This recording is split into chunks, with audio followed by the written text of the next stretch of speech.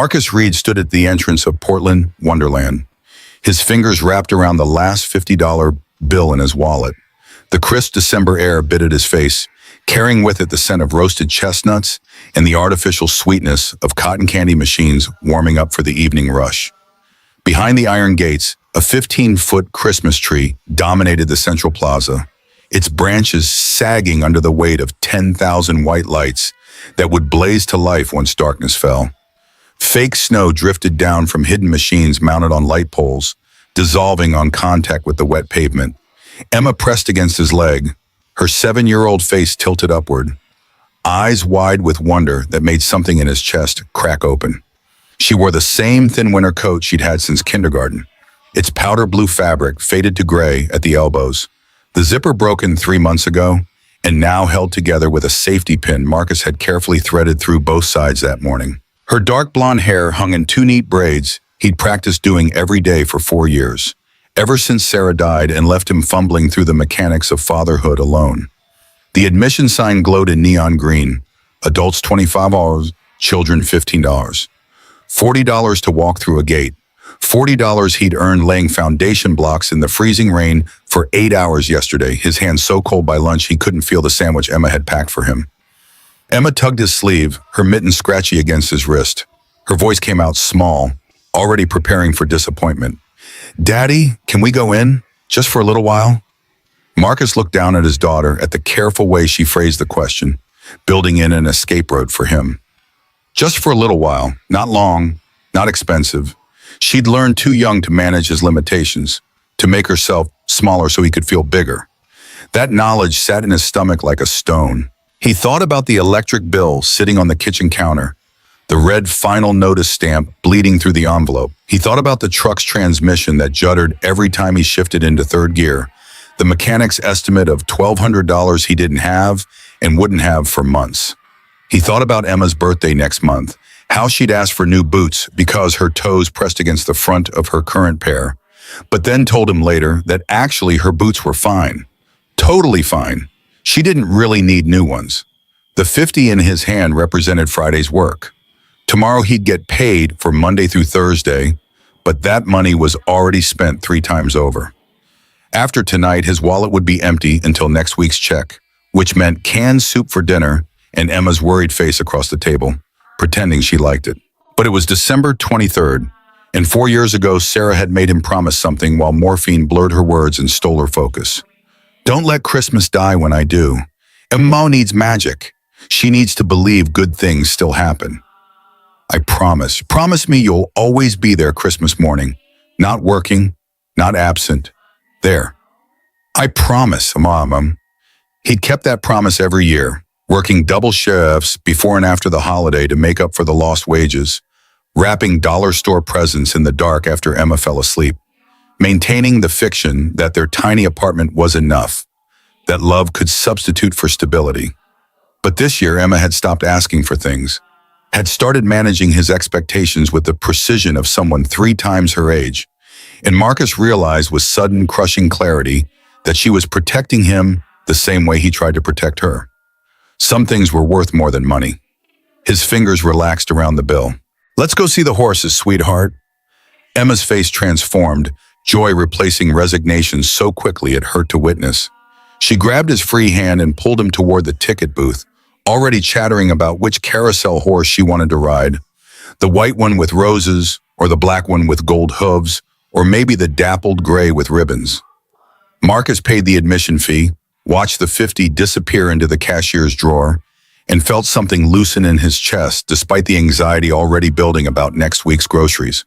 They pushed through the turnstile into a winter fantasy land designed to overwhelm the senses. 10,000 visitors moved through decorated pathways like blood cells through arteries. Families and couples and groups of teenagers surging around vendor carts, selling hot cocoa and roasted nuts. Christmas carols blasted from speakers hidden in fake snowbanks, competing with children's laughter and parents' exhausted negotiations. Spinning teacups wrapped in twinkling lights rotated behind a fence to their left. A massive gingerbread house structure ahead advertised Santa's workshop, with a line of at least 100 people snaking back through a maze of velvet ropes. Marcus kept Emma's hand locked in his, her small fingers warm inside the knitted mitten Sarah's mother had sent 3 Christmases ago.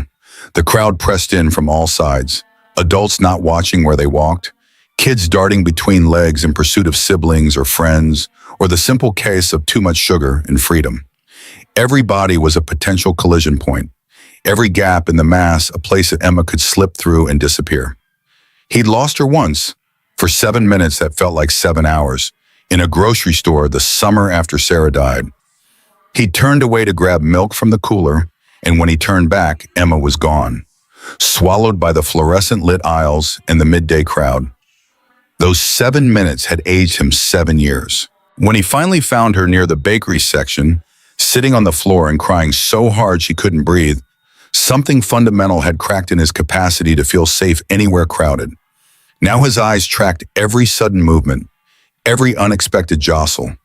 His free hand hovered near Emma's shoulder, ready to catch her if she stumbled. He calculated exit routes, noted security stations, maintained constant awareness of where they were relative to the main gates. Emma pulled him toward the carousel, visible now through a gap in the crowd. The antique German horses rose and fell beneath a canopy of golden stars, their hand-painted details gleaming under focused spotlights. 1920s craftsmanship lovingly restored, the information placard near the entrance proclaimed.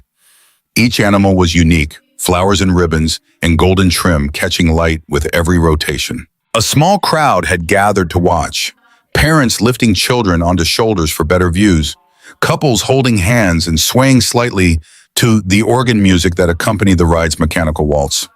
They were halfway across the plaza, Emma's excitement building with every step closer, when something collided with Marcus's leg hard enough to make him stumble. He looked down expecting a toddler who'd escaped parental supervision, but instead found a girl maybe 5 or 6 years old, both fists clenched in the fabric of his work jeans. Her face was streaked with tears that caught the Christmas lights, turning her wet cheeks into prismed rainbows. Breath came in ragged gasps that made her whole body shudder. She wore an expensive white wool coat with fur trim at the collar and cuffs, the kind of garment Marcus couldn't afford to look at in store windows. One of her black patent leather Mary Janes had come unbuckled, and her dark ringlet curls had escaped whatever careful styling had contained them earlier. Now wild around her face like a storm cloud. She looked up at Marcus with enormous brown eyes filled with absolute terror, and the world narrowed to that single point of connection. Marcus crouched immediately, bringing himself to her eye level. His knees protested the sudden movement, sore from yesterday's work. But he ignored the discomfort. Hey, it's okay. You're safe." The girl only cried harder, burying her face against his knee, her small body racked with sobs that felt too big for her frame. Marcus felt his own heart clench in recognition.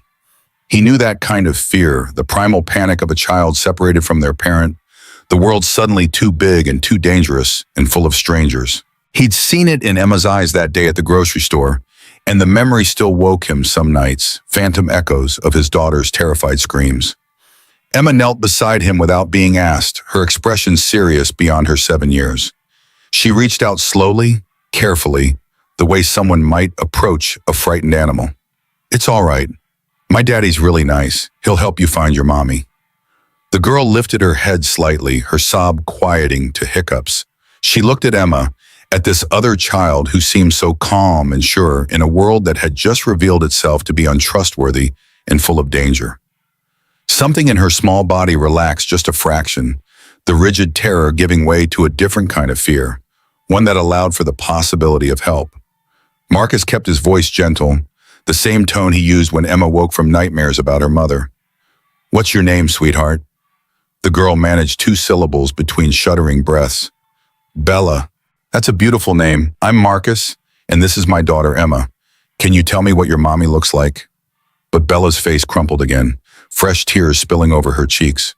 The words came out in a rush, tumbling over each other in panic. "I don't know where she went.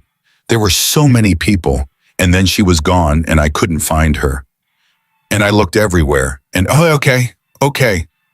Marcus kept his voice steady even as his mind raced through options and possibilities, and the paralyzing awareness that somewhere in this crowd of 10,000 people, Bella's mother was probably losing her mind with fear.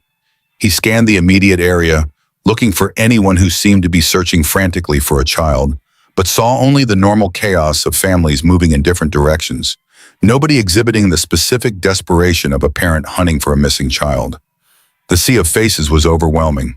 Couples holding hands, groups of teenagers laughing too loud, families negotiating which attraction to visit next, old people moving slowly near the edges, young people pressing toward the center. All of them strangers, all of them potential hiding places for one small, terrified girl's mother. Finding one specific person in this chaos would be nearly impossible without help. Marcus stood, his knees cracking audibly. Bella immediately reached for his hand, the gesture automatic and trusting, as if some deep instinct told her this man, with the kind voice and the gentle daughter, could be trusted. Her small fingers were ice cold despite the expensive gloves she'd somehow managed to keep, unlike whatever adult had dressed her this evening. Marcus took her hand carefully, noting how she gripped back with desperate strength, knuckles white with effort. Emma claimed his other hand, her familiar weight grounding him in the moment. With both girls attached, he began making his way toward the security station marked on the park map near the main entrance, visible now as a structure designed to look like a gingerbread house with candy cane columns and a frosted roof. The journey was slow and difficult. The crowd seemed to grow thicker with every step, bodies pressing in from all sides. The Christmas music getting louder as they passed another speaker bank. Bella whimpered each time someone jostled past them, her grip on Marcus's hand tightening to the point of pain. He could feel her fear through that connection, could sense how every unfamiliar face made her smaller, more frightened, more convinced she'd never find her mother in this overwhelming sea of strangers. He lifted her onto his hip without thinking, the same way he'd carried Emma through countless crowds when she was smaller. Bella immediately wrapped her arms around his neck and buried her face against his shoulder, blocking out the visual chaos around her. Her breath came hot and rapid against his collarbone, each exhale carrying a tiny whimper she probably didn't realize she was making. "We're almost there. You're being so brave, Bella." Marcus kept up a steady stream of reassurance as they navigated through the crowd. Emma pressed against his other side, her hand still locked in his. He felt the weight of responsibility settle across his shoulders like a physical thing. This child trusted him. Her mother, whoever she was, wherever she was, would want someone exactly like him helping her daughter. Someone careful, someone kind, someone who understood the terror of a missing child because he'd lived through it himself. The security station finally came into view through a gap in the crowd, and Marcus's heart sank at what he saw. A line of at least 10 anxious parents stretched out the door, each one clutching cell phones with photos pulled up, each wearing the same expression of barely contained panic. Inside, visible through the large front windows, two exhausted-looking security guards fielded questions from multiple directions at once. Radios crackled with constant updates. A whiteboard on the wall listed descriptions of 6 different lost children, their last seen locations marked with color-coded pins on a large map of the park. Bella tensed against him as she took in the scene. All these other lost children, all these other frightened families, the visual proof that she wasn't unique, that the park had failed to protect multiple children tonight, that the systems designed to keep people safe had been overwhelmed by the sheer number of bodies pressed into this space. Marcus waited his turn, bouncing Bella gently to keep her calm, murmuring reassurances that felt increasingly hollow. The line moved slowly. Parents ahead of him grew more agitated with each passing minute, voices rising, demands becoming sharper. One father looked ready to vault over the counter and start searching the back rooms himself. When Marcus finally reached the desk, a young woman with a Santa hat perched crookedly on her head looked up at him with tired eyes that had processed too many frightened children tonight. Her name tag read Jennifer, and below it, "How can I spread cheer today?" The cheerful font made the question obscene given the circumstances. Lost child? Found, actually. Her name is Bella. She got separated from her mother somewhere near the park. She doesn't know where. Jennifer's expression softened slightly. The first break in her professional mask Marcus had seen since approaching the counter. She reached for a form and a pen, then pulled up something on her computer screen. "Bella, okay, let me check our list." She scanned the monitor, her eyes moving quickly down what must have been a database of reported missing children. Her frown deepened with each second. We don't have a missing child report yet for a Bella. Last name? Bella had buried her face against Marcus's shoulder again, fresh tears spilling down her cheeks at the question. Her voice came out muffled and thick. Harrington. Jennifer's fingers froze over her keyboard. Something flickered across her face, too quick for Marcus to identify. Surprise, maybe, or recognition. She typed quickly, then stared at her screen.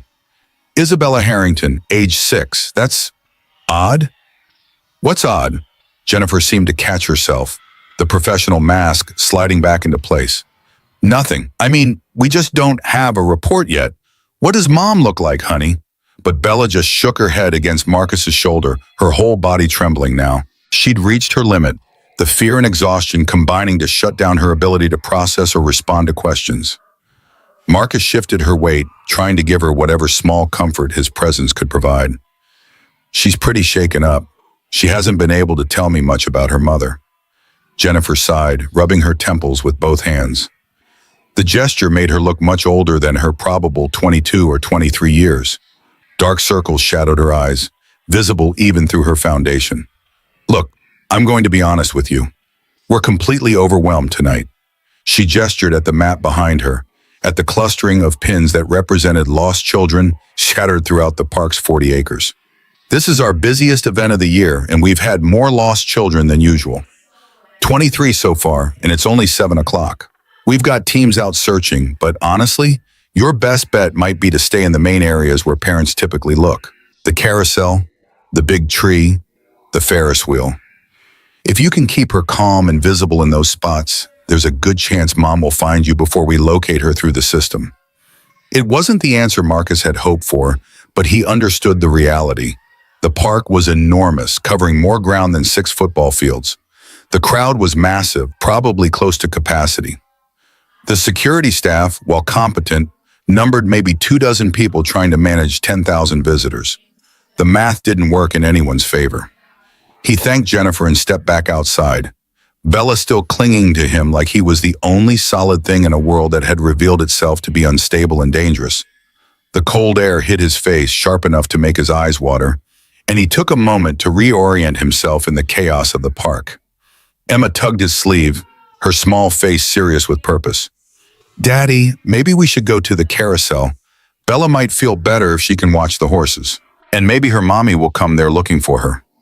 Marcus looked down at his daughter, at her earnest expression and her kind heart, and felt a swell of pride so intense it nearly knocked him over.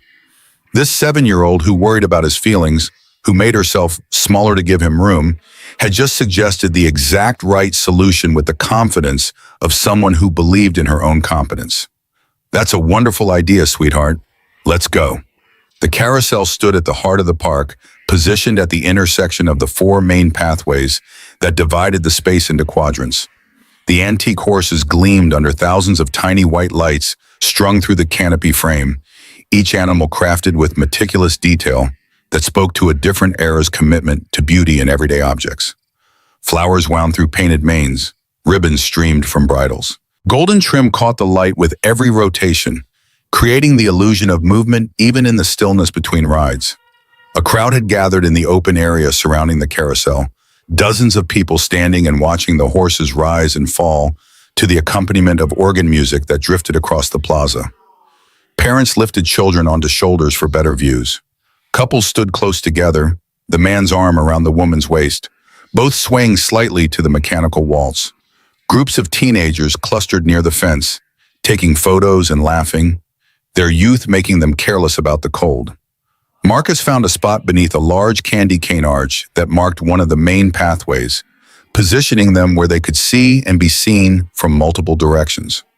The location was strategic, visible from 3 of the 4 approaches, impossible to miss if someone was searching this area. He lowered Bella to the ground carefully, keeping one hand on her shoulder to let her know he wasn't going anywhere. Your mommy might come here looking for you, so we're going to stay right here where she can find us easily. Okay? Bella nodded, her tears finally beginning to dry on her cheeks, leaving salt tracks that caught the light. She watched the carousel spin, her small body slowly relaxing against Marcus's leg as the gentle music played. The repetitive motion seemed to calm her, the horses rising and falling in predictable patterns, a kind of order in the chaos that had swallowed her mother. Emma stood beside her, pointing out different horses with the enthusiasm of a tour guide. See that one? The white one with roses in its mane? That's Rosebud, I decided. And that black one with golden hooves is Midnight, and the dappled gray with ribbons streaming from its bridle is Storm. Bella's voice came out small but curious. You name them? Someone has to. They deserve names. They work so hard carrying children around and around, and nobody ever thanks them. That's nice of you. Emma beamed at the praise, then launched into elaborate backstories for each horse, complete with personalities and secret magical powers they only used when children were kind to each other. Bella began asking questions about the horses, her voice growing steadier with each exchange. The fear hadn't left her eyes, but it had been joined by something else, a tentative belief that maybe this situation would resolve, that maybe this man and his daughter could keep her safe until her mother appeared. After several minutes, Marcus lifted Bella onto his shoulders so she could see better and feel safer above the crowd. Her hands gripped his hair gently, no longer desperate, and she gazed at the spinning lights with something approaching wonder. For a moment, she seemed to forget her fear entirely, caught up in the magic of painted horses and golden lights, and a 7-year-old's imaginative storytelling. Marcus kept his eyes on the crowd, scanning faces for anyone who looked like they might be Bella's mother. He watched for women moving with purpose, for that specific kind of controlled panic that came from searching for a missing child while trying not to completely lose your mind. He saw nothing that fit the pattern. But somewhere across the park, a mother was indeed losing her mind. Alexandra Pierce had built a billion-dollar empire on her ability to stay calm under pressure. She had negotiated hostile takeovers without breaking a sweat, walked into boardrooms full of men who wanted to see her fail, and walked out with their signatures on contracts that favored her company. She had rebuilt Harrington Industries from near bankruptcy after her husband's sudden death had revealed gambling debts that nearly destroyed everything. Working 18-hour days while caring for a 6-month-old infant, surviving on determination and black coffee, and the stubborn refusal to let James's weaknesses define her legacy. None of that mattered now.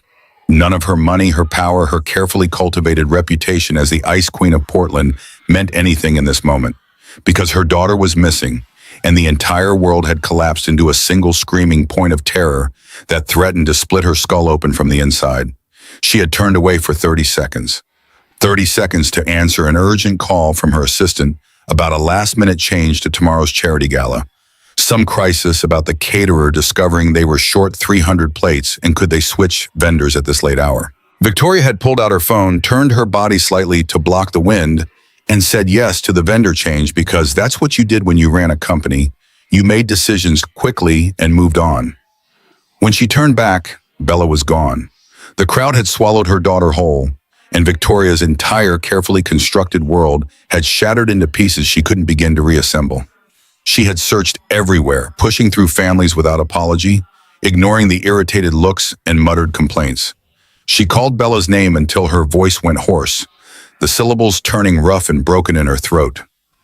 Her security team, Marcus Cho and David Lin, 2 former military men who usually maintained a discreet distance, fanned out across the park with military precision, communicating through earpieces with the clipped efficiency of people trained for crisis situations.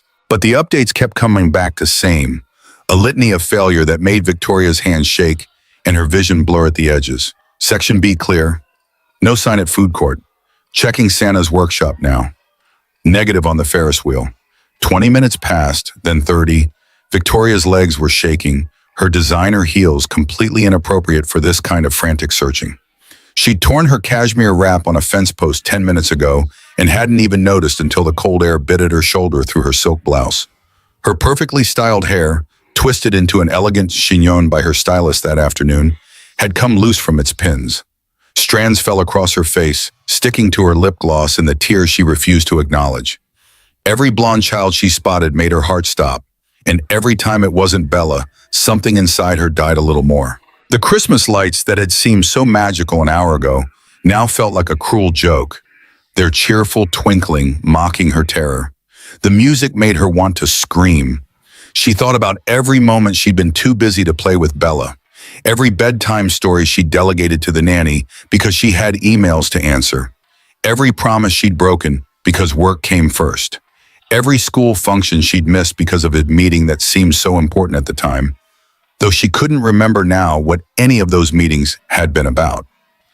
If something happened to her daughter, she would never forgive herself. She would give up everything. The company, the fortune, the entire empire she'd spent 5 years building from the ashes of her husband's betrayal. All of it meant nothing if Bella was gone. She would trade every dollar, every asset, every piece of property and stock option and board seat for the weight of her daughter's small body in her arms and the sound of her voice saying "Mommy" one more time. When the call finally came through her earpiece, Victoria was near the Ferris wheel, having just finished screaming at a teenage ride operator who clearly had no information but bore the brunt of her rage anyway. "Ma'am, we may have found her, Ma." Marcus Cho's voice came through the speaker, calm and professional, the same tone he'd used to tell her about bomb threats and stalkers and every other security concern that had crossed his desk in the 3 years he'd worked for her. "Someone matching Isabella's description is near the carousel, with an adult male." Victoria was already running before her brain fully processed the words.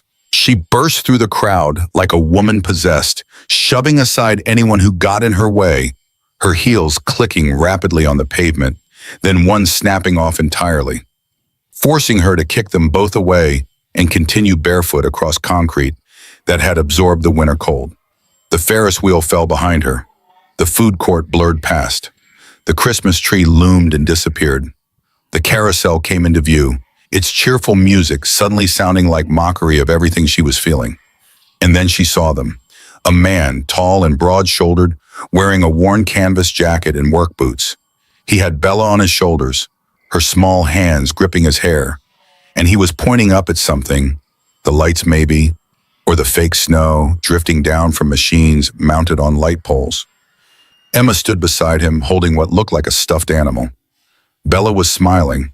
She was smiling while Victoria had been dying of fear for 40 minutes. And this stranger had her daughter on his shoulders like he had every right to touch her child, like Bella belonged to him, like he'd done something wonderful instead of something that made Victoria's vision turn red at the edges.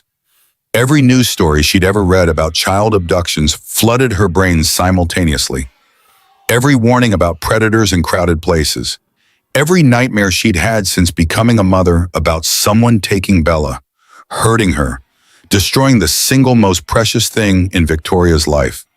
The fear and the rage and the mother bear instinct that had been building for 40 minutes all crashed together into a single blinding wave that obliterated rational thought. She didn't think. She just acted. "Get away from her!" Victoria screamed the words as she launched herself at the man, her hands already reaching for Bella, grabbing her daughter and yanking her off those broad shoulders with enough force to make the child cry out in surprise and pain. Bella's hands were tangled in the man's hair, and Victoria pulled harder, not caring about anything except getting her daughter away from this stranger who had no right at all to touch her baby. "Don't you dare touch my daughter! What were you doing with her?" The man stumbled backward, his hands raised in immediate surrender. His mouth was moving, saying something, but Victoria couldn't hear him over the blood rushing in her ears and the Christmas music blaring from nearby speakers, and her own voice continuing to scream accusations she knew were true, had to be true, because the alternative was that she'd just attacked someone who'd helped her daughter, and that couldn't be right. That couldn't be what was happening. Bella was crying now, really crying, and Victoria clutched her so tight she could feel the rapid flutter of her daughter's heartbeat against her own chest. Proof that Bella was alive and safe and back in her mother's arms where she belonged. A crowd was forming around them, a circle of faces and phones held up to record the scene. Security guards pushed through, Marcus Cho reaching her first, his hand on her elbow trying to pull her back. "Ma'am, please calm down."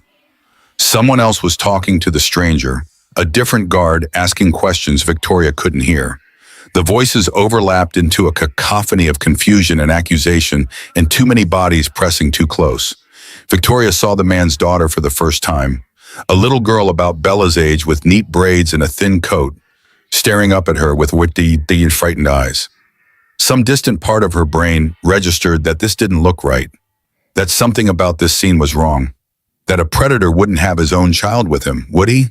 But she couldn't think past the animal need to protect her daughter, past the terror that still had her hands shaking and her breath coming in gasps. The security guard was still talking to the man, asking him to explain. I was helping her. The man's voice was remarkably steady despite the chaos swirling around him, despite Victoria's screamed accusations still echoing in the space between them. She was lost. We were waiting here for her mother to find her. Liar.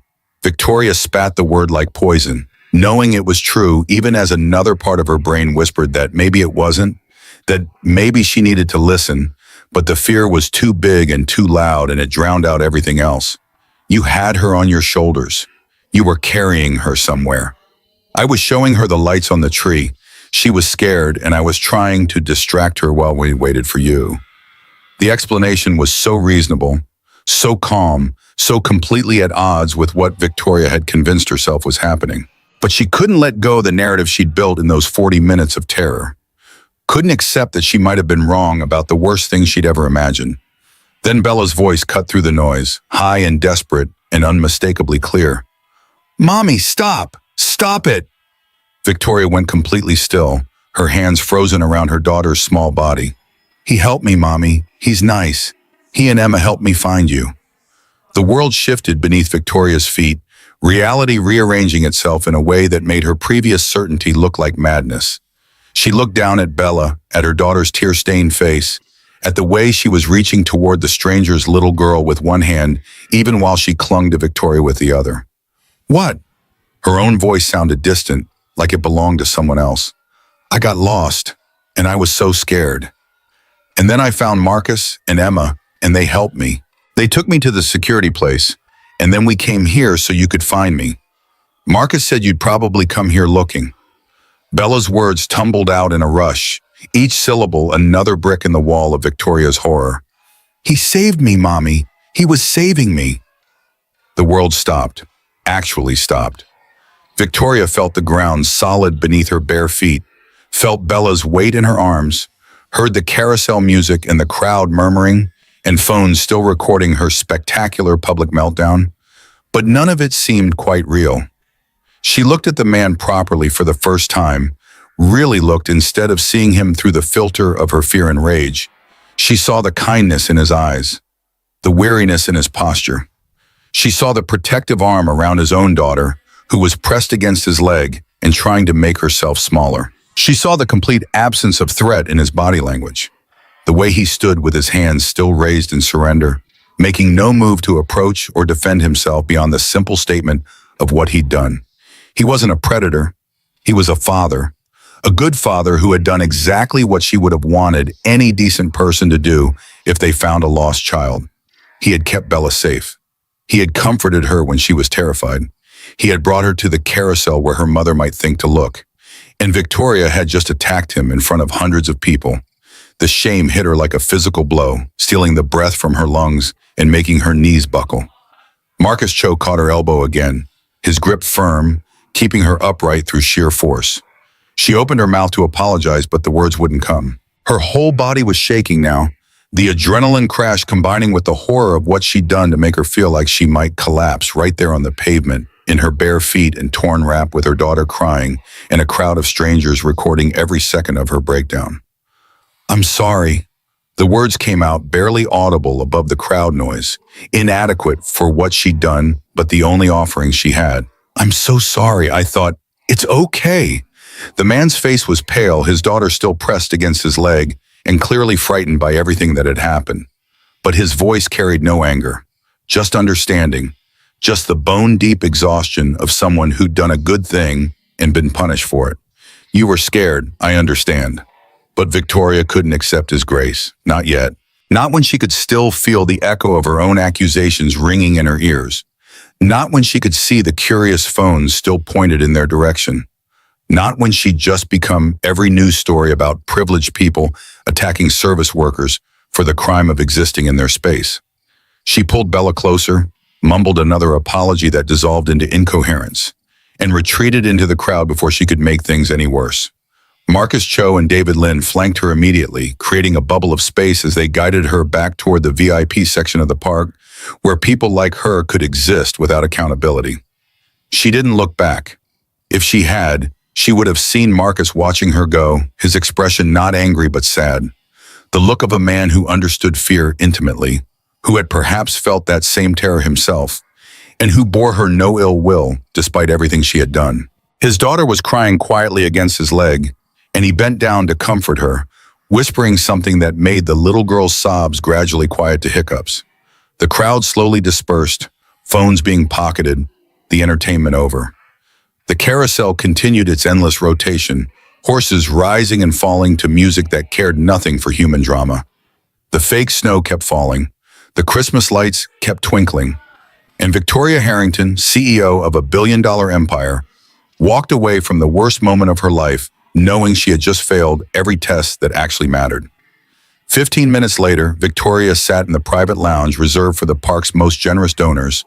Bella curled in her lap like she used to do when she was 3 years old, and the world was smaller and less dangerous. The room was warm and quiet, insulated from the chaos outside by thick walls and expensive soundproofing. A gas fireplace flickered in one corner. Leather furniture the color of burgundy wine created intimate seating areas. A bar in the back offered champagne and imported beer, though Victoria's stomach turned at the thought of drinking anything. Her hands had finally stopped shaking, but the guilt had only grown stronger with each passing moment. She kept replaying the scene in her mind, watching herself from the outside, seeing what everyone else must have seen. A wealthy woman in designer clothes attacking a working-class man who'd helped her child. A CEO so wrapped up in her own fear and entitlement that she couldn't recognize basic human kindness. A mother so absent from her daughter's life that her first instinct was violence instead of gratitude. She thought about what kind of example she'd set for Bella, what her daughter must think of her now. She thought about the little girl with the neat braids and the thin coat, the terror on her face as she watched a stranger attack her father. She thought about how that child would remember this night, how the world would seem a little darker and more dangerous because of what Victoria had done. The shame sat in her chest like a stone, heavy and cold and impossible to dislodge. Bella had finally stopped crying, her breathing evening out into something approaching normal. She played with the button on Victoria's blouse, her small fingers working it in and out of the hole with the absent-minded focus of a child processing trauma through repetition. "Mommy?" "Yes, sweetheart. Marcus was nice. He kept me safe." "I know, baby, I know." "Why were you so mean to him?" The question hit Victoria harder than any accusation could have. She had no answer that would make sense to a 6-year-old. No way to explain that fear could make you cruel, that privilege could blind you to your own monstrousness, that she'd spent 5 years building walls so high around herself that she'd forgotten how to recognize human decency when it stood right in front of her. "I was scared. I made a terrible mistake." "Are you going to say sorry, a real sorry?" Out of the mouths of children, Victoria thought, came the questions adults spent their lives avoiding. "Yes, I'm going to say sorry, a real one." She had to make this right. She had no idea how, but she had to try. The alternative was living with this shame forever, carrying the knowledge that she'd attacked an innocent man and traumatized his daughter and reinforced every ugly stereotype about wealth and power and the people who wielded both without wisdom. Marcus Cho stood near the door, his posture professionally neutral, but his eyes carrying judgment Victoria knew she deserved. She met his gaze directly, refusing to hide from what she'd done. "Find him." Marcus hesitated, his jaw tightening slightly. "Ma'am, are you sure that's wise? After what happened out there, the video is probably already online." "I don't care about the video." Victoria cut him off, her voice taking on the edge that made board members fall silent and executives scramble to execute her orders. "I care about doing what's right. I accused an innocent man of being a predator in front of hundreds of people. I need to apologize properly. Find him." Marcus held her gaze for a long moment, then nodded once and pulled out his radio. 20 minutes later, he returned with news that the man and his daughter were still in the park, near the exit gates, apparently preparing to leave. "I asked him to come here. He was reluctant, but his daughter wanted to see Bella again, so he agreed. They're on their way up now." Victoria stood, settling Bella on the leather couch with a coloring book from the lounge's collection of child entertainment. Her daughter looked at her with worried eyes. Don't be mean to Marcus, Mommy. He's my friend. I won't be, sweetheart. I promise. When the door opened and Marcus Reed entered with his daughter Emma, Victoria felt the full weight of the class divide she'd just weaponized against him.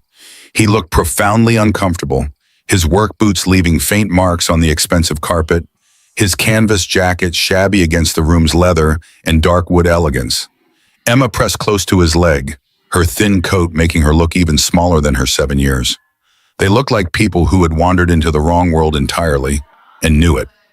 Victoria rose to meet them, acutely aware of her bare feet, her torn wrap, her disheveled hair. She probably looked insane. She certainly felt it. Thank you for coming. I know I have no right to ask anything of you after the way I behaved. Marcus's voice carried the same steady calm from earlier, though Victoria could see the tension in his shoulders now, the way he'd positioned himself between her and his daughter. You were scared. Any parent would be. That doesn't excuse what I did. Victoria took a deep breath, steadying herself the way she did before difficult board presentations. Except this mattered more than any merger or acquisition ever had. I accused you of something terrible. In public. In front of your daughter. In front of hundreds of strangers with their phones out. There's no excuse for that. I appreciate the apology, but honestly, we're fine. You don't owe us anything else. Yes, I do. Victoria glanced down at Bella, who had abandoned her coloring book to stare at Emma with undisguised longing. She'd been talking about Emma non-stop since they'd reached the VIP lounge, asking when they could see her again, whether they could be friends, whether Emma could come play sometime. Bella hasn't stopped talking about your daughter since we got back here. Apparently, Emma was very kind to her when she was scared. Emma, who had been hiding behind her father's leg, peered out shyly. Her voice came out small but clear. Bella was really scared. I didn't want her to be scared anymore. Victoria felt something shift in her chest, a softening she hadn't expected. She looked at this child in her second-hand coat and her carefully braided hair, and she saw a kindness that had nothing to do with money or status or social position. A kindness that was simply part of who this little girl was, probably because of the man who was raising her with wisdom Victoria could barely imagine. That was very sweet of you, Emma. Emma straightened slightly, gaining confidence from the praise. Daddy says we should always help people when they're scared, because someone might help us someday when we're scared too. Victoria's eyes moved to Marcus. He looked embarrassed by his daughter's words, a slight flush coloring his cheeks, but he didn't contradict her. He just stood there, one hand on Emma's shoulder, radiating a quiet dignity that made Victoria feel smaller than any boardroom adversary ever had. Your father sounds like a very wise man. He's the best daddy in the whole world. Emma said it with absolute certainty, with the kind of uncomplicated faith that only children possess, and Victoria felt her throat tighten with emotions she couldn't quite name. Bella tugged on Victoria's hand, pulling her toward where Emma stood half hidden behind Marcus's leg. Mommy, can Emma come play with me? Please. I want to show her the special room. Victoria hesitated, the weight of social protocol warring with her daughter's obvious need. She'd intended to apologize and let them leave, to close this uncomfortable chapter as quickly as possible and never think about it again. The plan had seemed reasonable 10 minutes ago, when guilt was her primary emotion and distance felt like mercy. But Bella's face carried an animation Victoria hadn't seen in months, maybe longer. Her daughter attended St. Catherine's Academy, where the children of tech executives and real estate developers learned French and violin and how to perform friendship like a competitive sport. Bella came home from school quiet and withdrawn, reporting playdate invitations with the enthusiasm most children reserve for dental appointments. She'd stopped asking Victoria to attend school functions after the third time her mother arrived late, or not at all. Now Bella looked at Emma with something approaching desperation, as if this girl in the patched coat might be the only genuine connection she'd made in years. Victoria heard herself agree before she'd fully decided to speak. Of course, sweetheart. Show Emma the play area. The next hour unfolded in ways Victoria hadn't anticipated. She'd expected awkwardness, stilted conversation, two worlds colliding uncomfortably before retreating to their separate orbits. Instead, she found herself watching Bella and Emma play together in the VIP lounge's attached game room, their laughter ringing out across the quiet space like bells breaking through fog. The girls had become instant friends with the speed only children possessed, bonding over shared games and whispered secrets that made them dissolve into giggles. They built elaborate structures from blocks, knocked them down, rebuilt them higher. They drew pictures with the expensive art supplies the lounge kept stocked, creating masterpieces they presented with solemn ceremony. They played dress-up with costume pieces from a trunk in the corner, emerging as pirates and princesses in some hybrid creature that defied categorization. Marcus sat across from Victoria at a table laden with refreshments he barely touched. A server had brought champagne and imported cheeses and fruit arrangements carved into shapes that probably cost more than his grocery budget for a week. He'd accepted water with ice, holding the glass carefully as if worried about leaving condensation rings on the mahogany surface. Victoria watched him watch his daughter, noting how his attention never fully left Emma, even when answering Victoria's questions. He tracked her movements with peripheral awareness, ready to intervene if the play turned dangerous or Emma needed him. The vigilance reminded Victoria of her security team's constant alertness, except Marcus's motivation came from love rather than professional obligation. She offered him compensation for his help, starting with careful phrasing that avoided the word charity, a check perhaps, or a gift card to a restaurant, or tickets to an event Emma might enjoy. Anything he wanted, really, within reason. Marcus refused politely but firmly, his jaw tightening slightly at each new offer. Something in his expression told Victoria not to push harder, that insistence would cross a line from gratitude into insult. It wasn't pride exactly, though that played a part. It was something deeper, a sense of self that didn't depend on external validation or material reward. In Victoria's world, everyone had a price. Everyone could be bought or influenced or persuaded with the right combination of money and power. Board members voted the way you wanted if you gave them the right incentives. Suppliers cut deals if you threatened their other contracts. Competitors backed down if you made their alternatives expensive enough. Marcus seemed to exist outside that calculus entirely, and Victoria found that both confusing and refreshing. It had been a long time since she'd met someone who wanted nothing from her. She heard herself asking a question she hadn't planned. Why did you help her? Bella, I mean. You could have just taken her to security and left her there. Let the system handle it. Marcus considered the question for a long moment, his eyes distant as if reaching for words that matched internal truth. Because she was scared, and because I'd want someone to do the same for Emma if she ever got lost.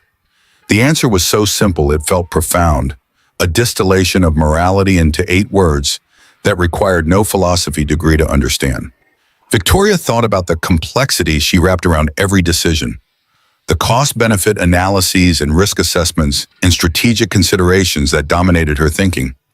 This man operated from principles so clear they needed no explanation.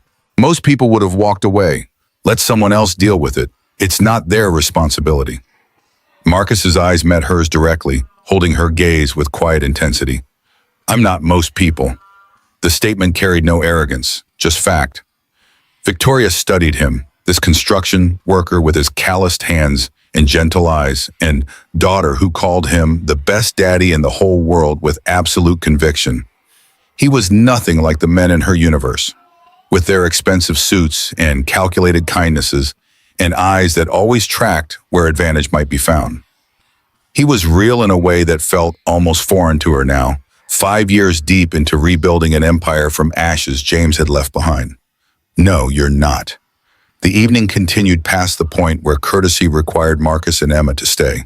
Victoria had been scheduled to attend a charity fundraiser in the park's Grand Pavilion, a gathering of Portland's elite where donations were measured in hundreds of thousands and networking qualified as an Olympic sport. She typically attended these events with the enthusiasm most people reserve for root canals, smiling through conversations about market trends and real estate values while her mind worked through tomorrow's meetings. Tonight, she found herself extending an invitation she hadn't planned. There's an event starting soon in the main pavilion. Just a fundraiser, nothing too formal. The girls seem to be having such a wonderful time together. Would you join us? Marcus looked uncertain, his eyes moving from Victoria to Emma, to the door that represented escape from this world where he clearly didn't belong. I don't think we'd really fit in at something like that. Victoria heard the subtext beneath his words, the awareness of class boundaries and the discomfort that came from crossing them. She'd weaponized those boundaries earlier, used her status as a club to beat him with in front of hundreds of strangers. The memory made her voice softer than usual. You'd be my guests. That's all that matters. Marcus glanced at Emma, who had abandoned blocks to whisper with Bella Boss about something that made both girls erupt into fresh giggles. The look on his face carried such naked love, such desperate desire to give his daughter every good thing even when he had so little, that Victoria felt something crack in the ice she'd built around her heart these past 5 years. Okay, but just for a little while. The charity event was everything Victoria had described and more. The Grand Pavilion occupied the park's northern quadrant, a massive structure of glass and steel that could accommodate 500 people for seated dinners. Tonight's winter fundraiser had drawn at least 300 of Portland's wealthiest citizens, all dressed in designer gowns and Italian leather, all performing the elaborate dance of philanthropy that doubled as social positioning. Marcus felt the stares the moment he walked through the entrance, Emma's hand clutched tight in his. His canvas jacket stood out among the Tom Ford tuxedos like a crow among peacocks. His work boots, cleaned as best he could manage in the VIP lounge bathroom, still carried scuff marks that spoke to years of construction sites and hard labor. Emma's thin coat with its safety pin zipper made her look even smaller, beside children wearing winter wear that cost more than Marcus earned in a week.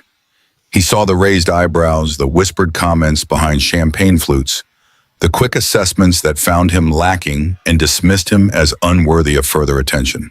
A few people stared with open curiosity, probably wondering if Victoria had hired him to do repairs on her home and mistakenly invited him to a social event. But Victoria stayed at his side, not hovering, not making a show of it, just present. A quiet declaration that he belonged there because she said he did, and her word carried weight these people respected even if they didn't respect him. It was such a small thing, but it meant more to Marcus than she could possibly know. He'd spent his entire adult life in spaces where his presence was tolerated at best, where people like him were expected to use the service entrance and speak only when spoken to. Having someone with Victoria's power casually position him as an equal shifted something in his understanding of how the world worked. The evening progressed with the usual parade of speeches and silent auctions and mingling that seemed more performance than genuine connection. Marcus tried to stay out of the way, keeping Emma close, watching Bella charm every adult who bent down to speak with her. The girl had clearly inherited her mother's charisma, moving through the crowd like she owned it, because in a sense she did. Her mother's fortune and status granted Bella access to any space, any person, any experience she might want. Emma watched Bella with wide eyes, seeing a life so far removed from her own experience, it might as well have been happening on another planet. Marcus wanted to pull his daughter close, to shield her from the stark reminder of everything he couldn't provide. But Emma seemed more fascinated than envious. She whispered questions about the ice sculptures and the string quartet and why that man was wearing a bow tie, each query delivered with genuine curiosity rather than longing. The crowd shifted suddenly, bodies pressing together as some new attraction drew everyone's attention toward the auction display tables. Marcus felt the surge before he saw it, that particular momentum of people who weren't paying attention to anything except their destination. He'd worked enough construction sites to recognize dangerous crowd dynamics, the way individuals stopped being individuals and became a single organism with its own physics. Bella and Emma had drifted toward the windows, attracted by the view of the park lit up beyond the glass. They stood maybe 15 feet from Marcus, close enough that he could see them clearly, but far enough that reaching them quickly would require navigation through dense bodies. A large man in an expensive suit backed up suddenly, moving fast without looking behind him, his attention focused on something across the room. He collided with Bella hard enough to send her stumbling sideways. Her feet tangled in the long hem of her dress, something Victoria had changed her into after they had arrived at the VIP lounge. She reached for something to steady herself, found only empty air, and began falling toward a marble column that marked the edge of the window display area. Marcus moved without thinking, the same way his hands shot out to catch falling tools on job sites. the same way his body reacted to Emma's cries before his brain fully processed the sound. One moment he was standing by an ice sculpture shaped like an angel, and the next he was across the room, scooping Bella up and pulling her to safety before her head could connect with the column's corner. She clung to him instinctively, her small fingers gripping his jacket as the crowd swirled around them, oblivious to the near disaster they'd caused. Marcus held her carefully, feeling her heartbeat rapid against his chest, aware of how close she'd come to serious injury. "You're okay, I've got you." His voice came out steady despite the adrenaline flooding his system, the same tone he used with Emma after nightmares or skinned knees or any of the minor traumas of childhood that felt catastrophic when you were small. Victoria had seen the whole thing from across the room. She'd been mid-conversation with a tech CEO about quarterly projections, her mouth forming words her brain barely registered when she caught the movement from the corner of her eye. The stumble, the reach, the empty air where something solid should have been. Then Marcus appearing from nowhere, moving with speed that seemed impossible for someone his size, catching Bella mid-fall with the certainty of someone whose reflexes had been honed by years of devoted fatherhood. The column's corner would have connected with Bella's temple, probably fracturing her skull, possibly killing her, definitely changing the trajectory of Victoria's entire existence. But Marcus had been paying attention, tracking both girls, even while supposedly focused on the adult conversation happening around him. His awareness wasn't the paranoid hypervigilance of someone expecting danger, but the calm readiness of someone who understood that protection meant constant attention, that keeping a child safe required you to see threats before they materialized. Victoria extracted herself from the tech CEO and made her way to Marcus's side, her heart still hammering from watching her daughter nearly die. Bella was already chattering about what had happened, her fear forgotten as quickly as it had appeared, the resilience of childhood protecting her from processing how badly things could have gone. "Thank you, again. I don't know how you move so fast." Marcus looked uncomfortable with the praise, shifting Bella's weight slightly as if preparing to hand her back. "Just paying attention. Anyone would have." "No, not anyone. You." Victoria held his gaze, needing him to understand that she saw what he'd done, that she recognized the gift he kept giving her family without asking for anything in return. Something passed between them in that moment, a recognition deeper than gratitude, a connection that had nothing to do with money or status, or the vast gulf that separated their daily lives. Emma appeared at Marcus's elbow, her face serious with concern. "You saved Bella again, Daddy." "Just keeping an eye out, Em. You always keep everyone safe." The simple faith in Emma's voice made Victoria's throat tighten. This child trusted her father completely, believed in his competence and goodness with the absolute certainty that only came from consistent proof. Victoria wondered when Bella had last looked at her that way, when her daughter had last believed Victoria would always catch her, always keep her safe, always be there when it mattered. The answer came quickly, painfully. Never. Victoria had never been that kind of mother. She delegated Bella's care to nannies and staff, showed up for scheduled quality time like it was another meeting on her calendar. Loved her daughter the way you might love a quarterly earnings report that exceeded projections. But this man, who had nothing compared to her wealth, who worked construction for $18 an hour, who lived in an apartment probably smaller than Victoria's walk-in closet, had somehow mastered the single most important skill of parenthood: being present. The evening wound down slowly after that. Victoria found herself watching Marcus more carefully, noting small details she'd missed earlier. The way he never drank anything alcoholic despite multiple offers. The quiet competence with which he managed Emma's needs without fuss or drama. The gentle corrections he made when Emma got too loud or too excited, his voice firm but never harsh. The way other children gravitated toward him, sensing the safety he radiated like heat from a banked fire. Near the coat check area, Victoria overheard a conversation that made her go still.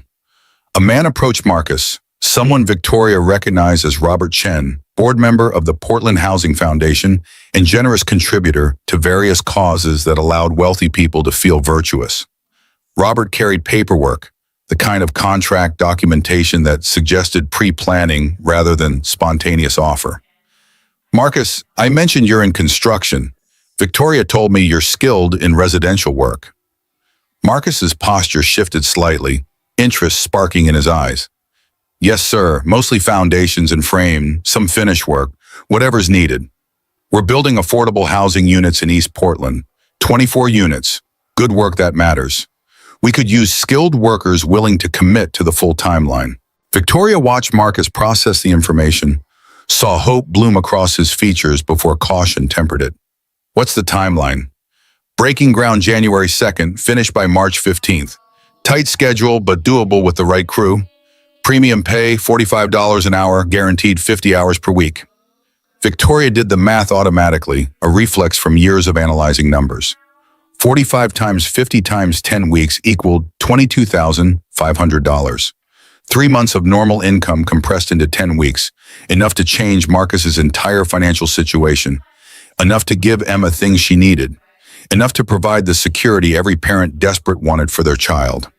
She saw Marcus doing the same calculation, his eyes going distant as numbers aligned in his head.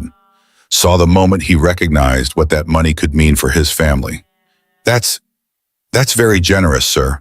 I'd be honored to work on something that matters, like affordable housing. Robert smiled, pulling out the contract pages to show Marcus the specifics. Excellent. Now the schedule is firm because we have spring opening commitments. The project runs straight through, including Christmas week and New Year's. We can't afford delays with weather or holidays. Everyone commits to being there every day until completion.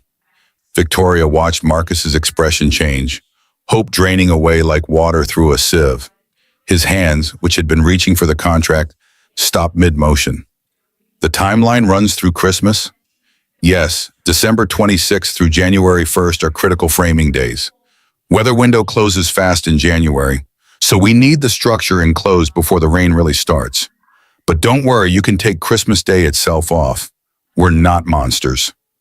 Robert laughed at his own joke, oblivious to the way Marcus's entire body had gone rigid. Surely you can work through one holiday for this kind of money. Your family will understand. Marcus's voice came out flat, all the earlier warmth gone.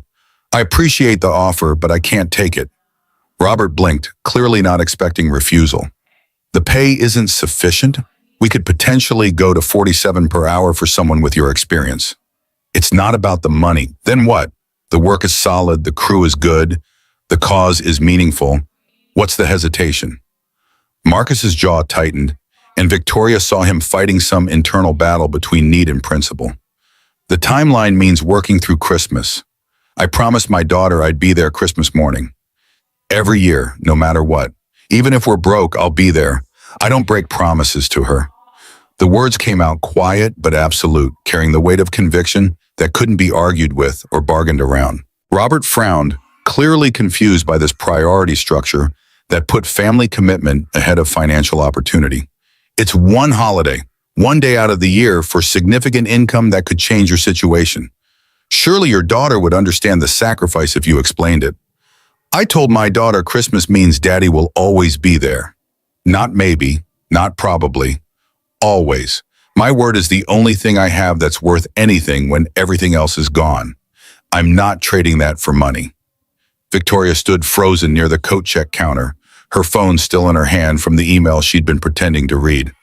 Marcus didn't know she could hear him, had no idea his words were carving themselves into her consciousness like scars that would never fully heal. She thought about every Christmas she'd half attended, mentally composing emails while Bella opened presents, taking calls from Tokyo or Shanghai or London while her daughter begged for attention. She thought about Christmases where she'd arrived late because a meeting ran long, where she'd left early because a crisis needed managing, where she'd been physically present but emotionally absent, going through motions while her mind worked through spreadsheets and projections. She thought about Bella's terror when she'd gotten lost tonight, the way her daughter had reached for a stranger's comfort because some deep instinct told her that Victoria wasn't reliable, wasn't the kind of mother who always caught you when you fell. Was that because Victoria had given Bella reasons to doubt? Because her daughter had learned early that mommy's promises came with asterisks and conditions and last-minute cancellations? Marcus was refusing $22,500 for a promise to his daughter. Victoria had broken dozens of promises to Bella for meetings that generated millions, but meant nothing when measured against what actually mattered. She heard Robert trying one more angle, his voice taking on the patronizing tone successful people used when they encountered someone making choices they couldn't understand.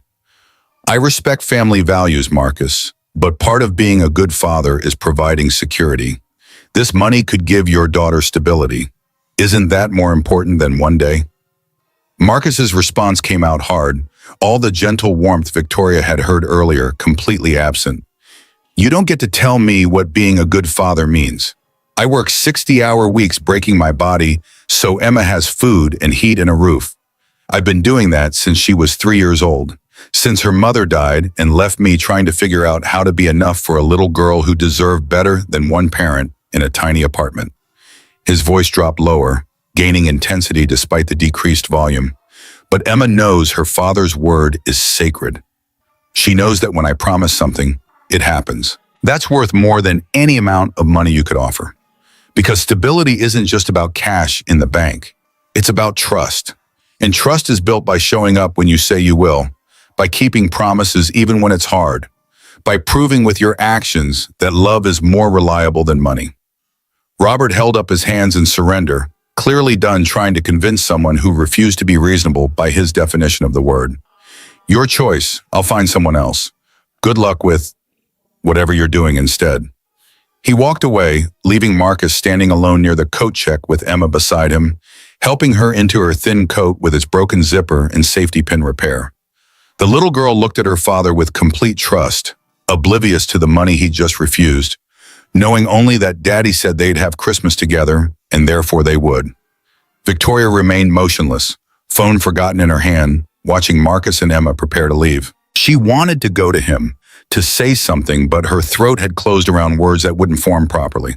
She'd spent 5 years building an empire Bella would inherit, working 18-hour days and sacrificing everything else to ensure her daughter would never want for anything material. But what good was money if Bella inherited a mother who was never there? What value did wealth have if it cost you the trust of the only person who really mattered? Marcus had nothing except everything that actually counted, and Victoria had everything except what made any of it worthwhile. She let them leave without approaching, too raw to trust herself with conversation.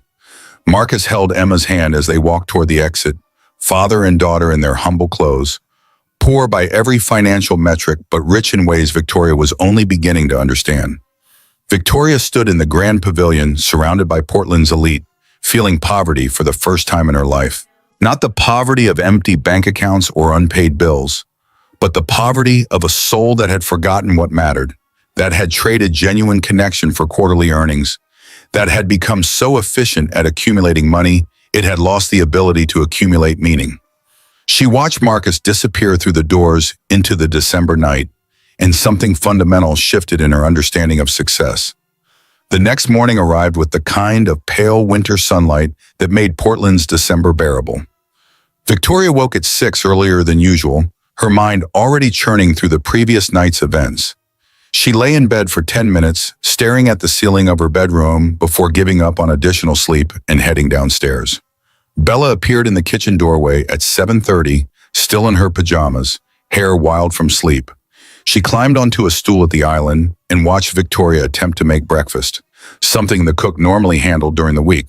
"Mommy, can Emma come to my school?"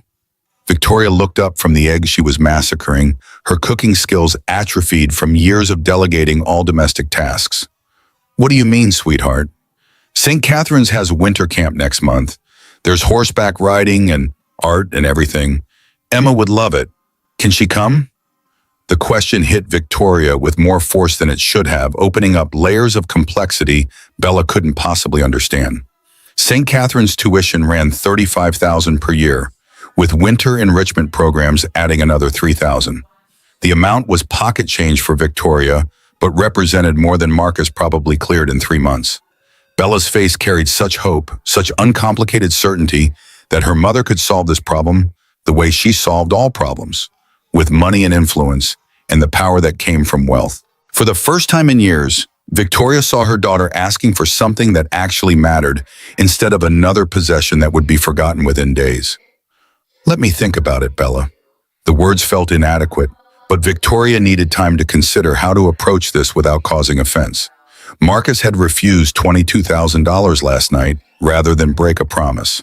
Offering to pay for Emma's school enrollment might insult him in ways Victoria's tired brain couldn't fully map at 7:30 in the morning. By 10 o'clock, after burning 3 attempts at breakfast and finally surrendering to cereal, Victoria had made a decision. She retrieved Marcus's number from the park's security logs, a privilege of being a VIP patron, and dialed before she could second-guess herself. The phone rang 4 times before connecting. Background noise filtered through, construction sounds that suggested Marcus was already at work despite it being Saturday. "Hello?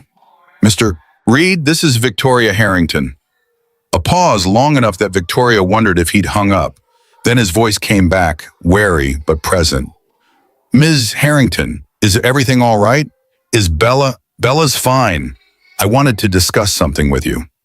Victoria explained about St. Catherine's winter program, about Bella's request that Emma attend, about her desire to sponsor the enrollment.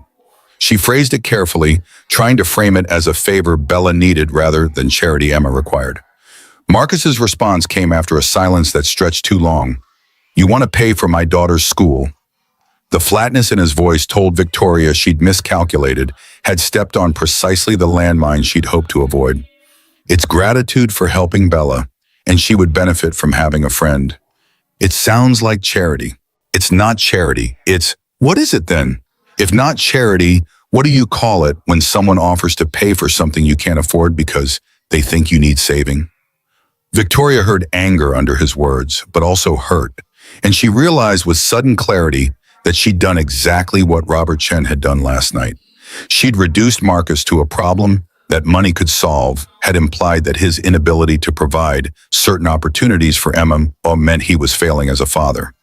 "Marcus, I didn't mean to suggest that because I can't afford fancy schools, I'm failing Emma, that your money can fix what's wrong with my daughter's life, that my working class reality is something that needs correcting." His voice had gone cold in a way Victoria hadn't heard before. All the gentle warmth stripped away to reveal steel underneath. "I work 60 hours a week to give Emma a good life. Maybe it's not mansions and private school, but it's honest and it's full of love, and she knows every single day that her father would do anything for her. That has value, that matters. Or are you saying it doesn't?" Victoria closed her eyes, her free hand pressed against her forehead as she tried to figure out how to salvage this. "That's not what I'm saying at all." "Then what are you saying? Because from where I'm standing, it feels like you looked at my daughter and saw a problem you needed to fix with your checkbook." The accusation stung precisely because it carried truth. Victoria had seen the gap between Emma's and Bella's opportunities and had immediately reached for the solution that came most naturally to her: money. She'd done it with good intentions, but intentions didn't matter if the impact was to make someone feel inadequate. She took a breath, forcing herself to be honest in a way that didn't come naturally after 5 years of board meetings and negotiations where vulnerability was weakness. "You're right. I'm sorry. I handled this terribly." "What?" Marcus sounded genuinely surprised, as if he hadn't expected acknowledgement. "I'm handling this terribly. Let me start over." Victoria organized her thoughts, reaching for honesty instead of strategy. "Bella is lonely. The children at St. Catherine's are performing friendship instead of feeling it. They're learning young how to network, how to leverage relationships, how to see other people as assets instead of humans. It's preparing them for the world they'll inherit, but it's also killing something essential in them." She heard the construction noise in the background diminish slightly, as if Marcus had moved to a quieter location. "Last night was the first time I've seen Bella really play in months. Really laugh, really connect with another child. Because of Emma. Because your daughter has something mine doesn't, something money can't buy." "And what's that?" "Authenticity. Kindness that doesn't come from learning the right behavior. A sense of self that doesn't depend on what she owns or who her parents are." Victoria paused, letting the words settle. "This isn't about saving Emma. It's about helping Bella. I'm asking for help. Will you consider it?" The silence that followed felt different, less hostile, as if Marcus was genuinely thinking, instead of simply resisting. "Why didn't you say that first?" "Pride. Same as you." A sound that might have been a laugh came through the phone, bitter but carrying recognition. Yeah, I guess we both have that problem. So will you think about it? Not as charity, not as me trying to fix anything, just as, I don't know, two parents trying to do right by their daughters. Marcus's response took long enough that Victoria thought she'd lost him. Then his voice came back, softer than before. I'll think about it. Talk to Emma, see how she feels. That's all I'm asking. Thank you.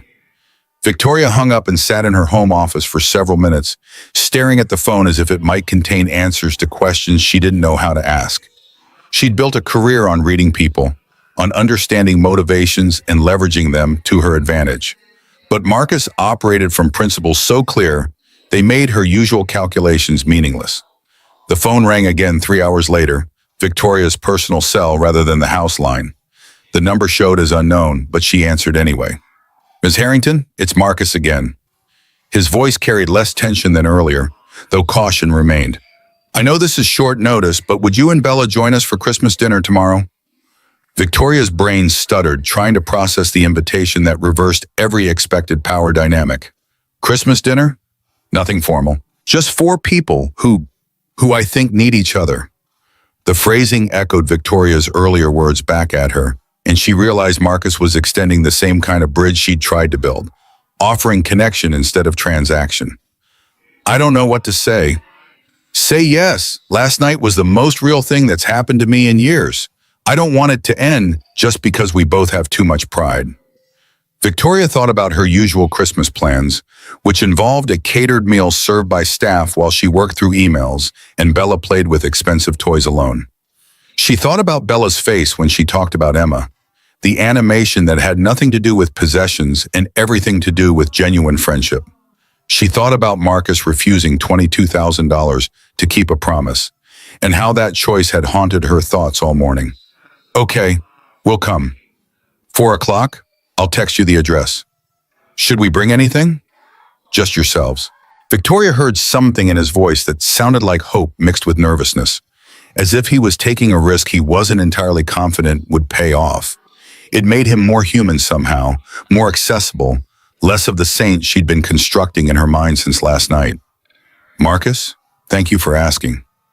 Thank you for saying yes. After he hung up, Victoria sat in her office and stared at her calendar. Tomorrow's schedule showed a morning call with her VP of Operations about quarterly targets, followed by an afternoon reviewing contracts for a potential acquisition. She'd planned to squeeze Christmas with Bella into the gaps between work, the same way she handled every holiday. But Marcus's words from last night kept echoing in her head.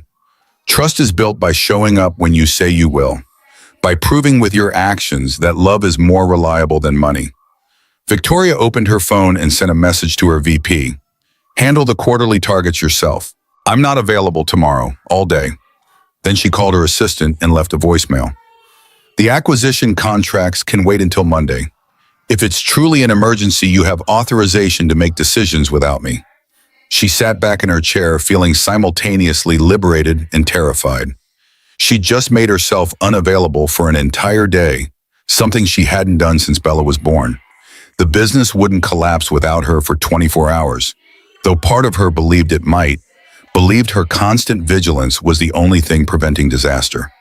But another part of her, the part that had watched Marcus choose his daughter over $22,000, whispered that maybe constant vigilance wasn't the same as good parenting.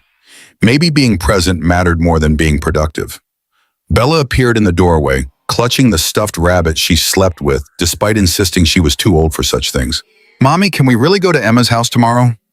Victoria looked at her daughter, really looked, instead of just glancing up from whatever task demanded her attention. Bella's eyes carried uncertainty, the learned wariness of a child who'd heard promises broken too many times to fully trust them anymore. Yes, sweetheart, we're really going, I promise. But what if work needs you? The question landed like a knife between Victoria's ribs. Her 6-year-old daughter had already learned that mommy's promises came with conditions, that business emergencies outranked family commitments, that love was reliable only when nothing more important competed for attention. Victoria stood and crossed to where Bella waited, kneeling down so they were eye to eye. Nothing is more important than you. Not work, not meetings, Not any emergency someone might invent. Tomorrow, I'm all yours. No phone, no emails, just us and Marcus and Emma. I promise. Bella studied her mother's face with the intensity of someone checking for lies, for the usual hedging that adults used when making commitments they didn't intend to keep. Really? Really, crossed my heart. Bella launched herself at Victoria with enough force to nearly knock them both over, her small arms wrapping around her mother's neck in a hug that carried years of longing. Victoria held her daughter and felt tears she hadn't cried in 5 years finally break free, sliding down her cheeks and into Bella's hair. She'd been so busy building an empire that she'd nearly lost the only thing that mattered. But maybe it wasn't too late. Maybe second chances existed for people who finally figured out what they'd been doing wrong. Tomorrow would be different. Tomorrow would be the beginning of something new.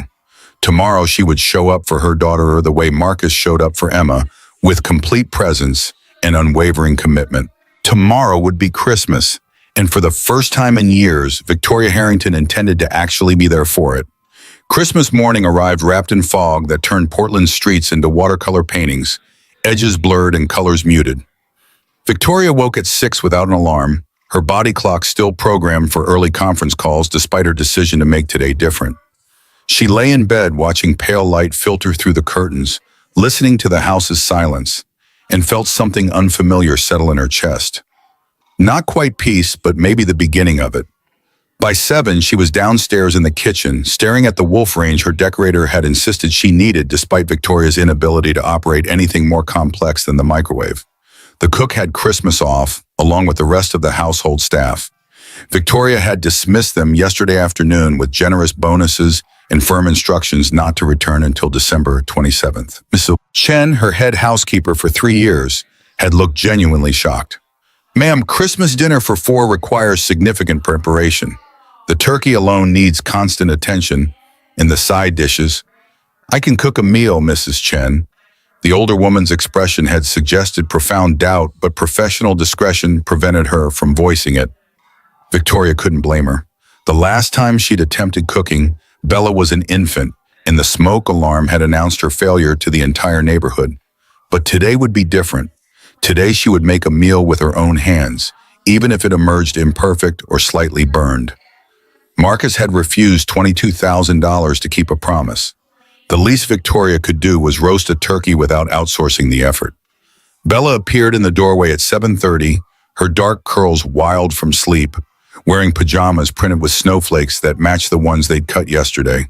She climbed onto a stool at the Marble Island and watched Victoria with the wary fascination, usually reserved for wildlife documentaries. "Mommy, you're really cooking?" "I'm really cooking. Will it be good?" The hesitation before good spoke volumes about Bella's expectations. Victoria laughed despite herself, the sound startling them both.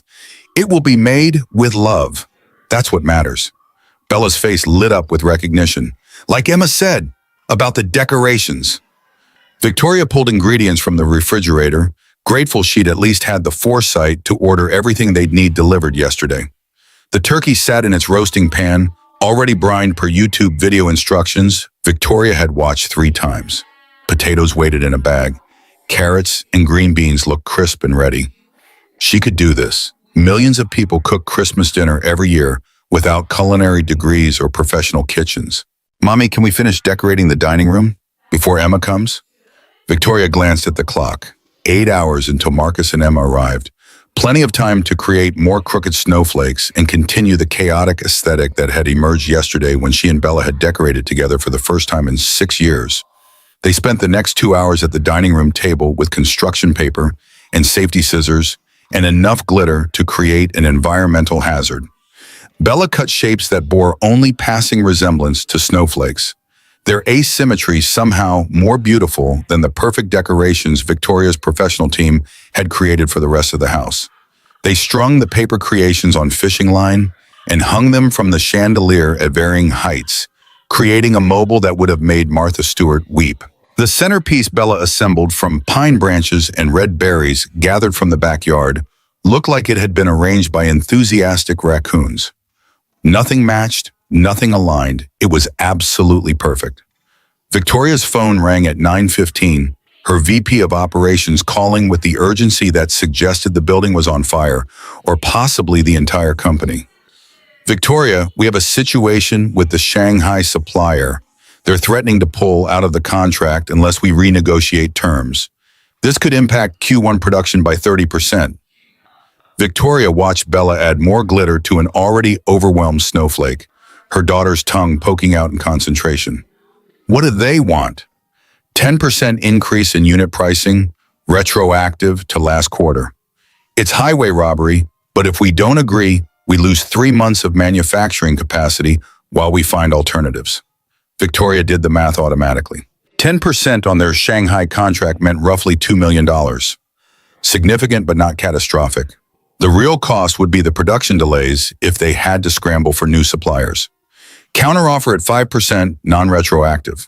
Tell them we'll agree to a 2-year extension at current terms if they accept. That gives them stability, which is what they actually want. But you always handle these negotiations personally. You said, "Today I'm not available. You're my VP for a reason. Handle it. I trust you."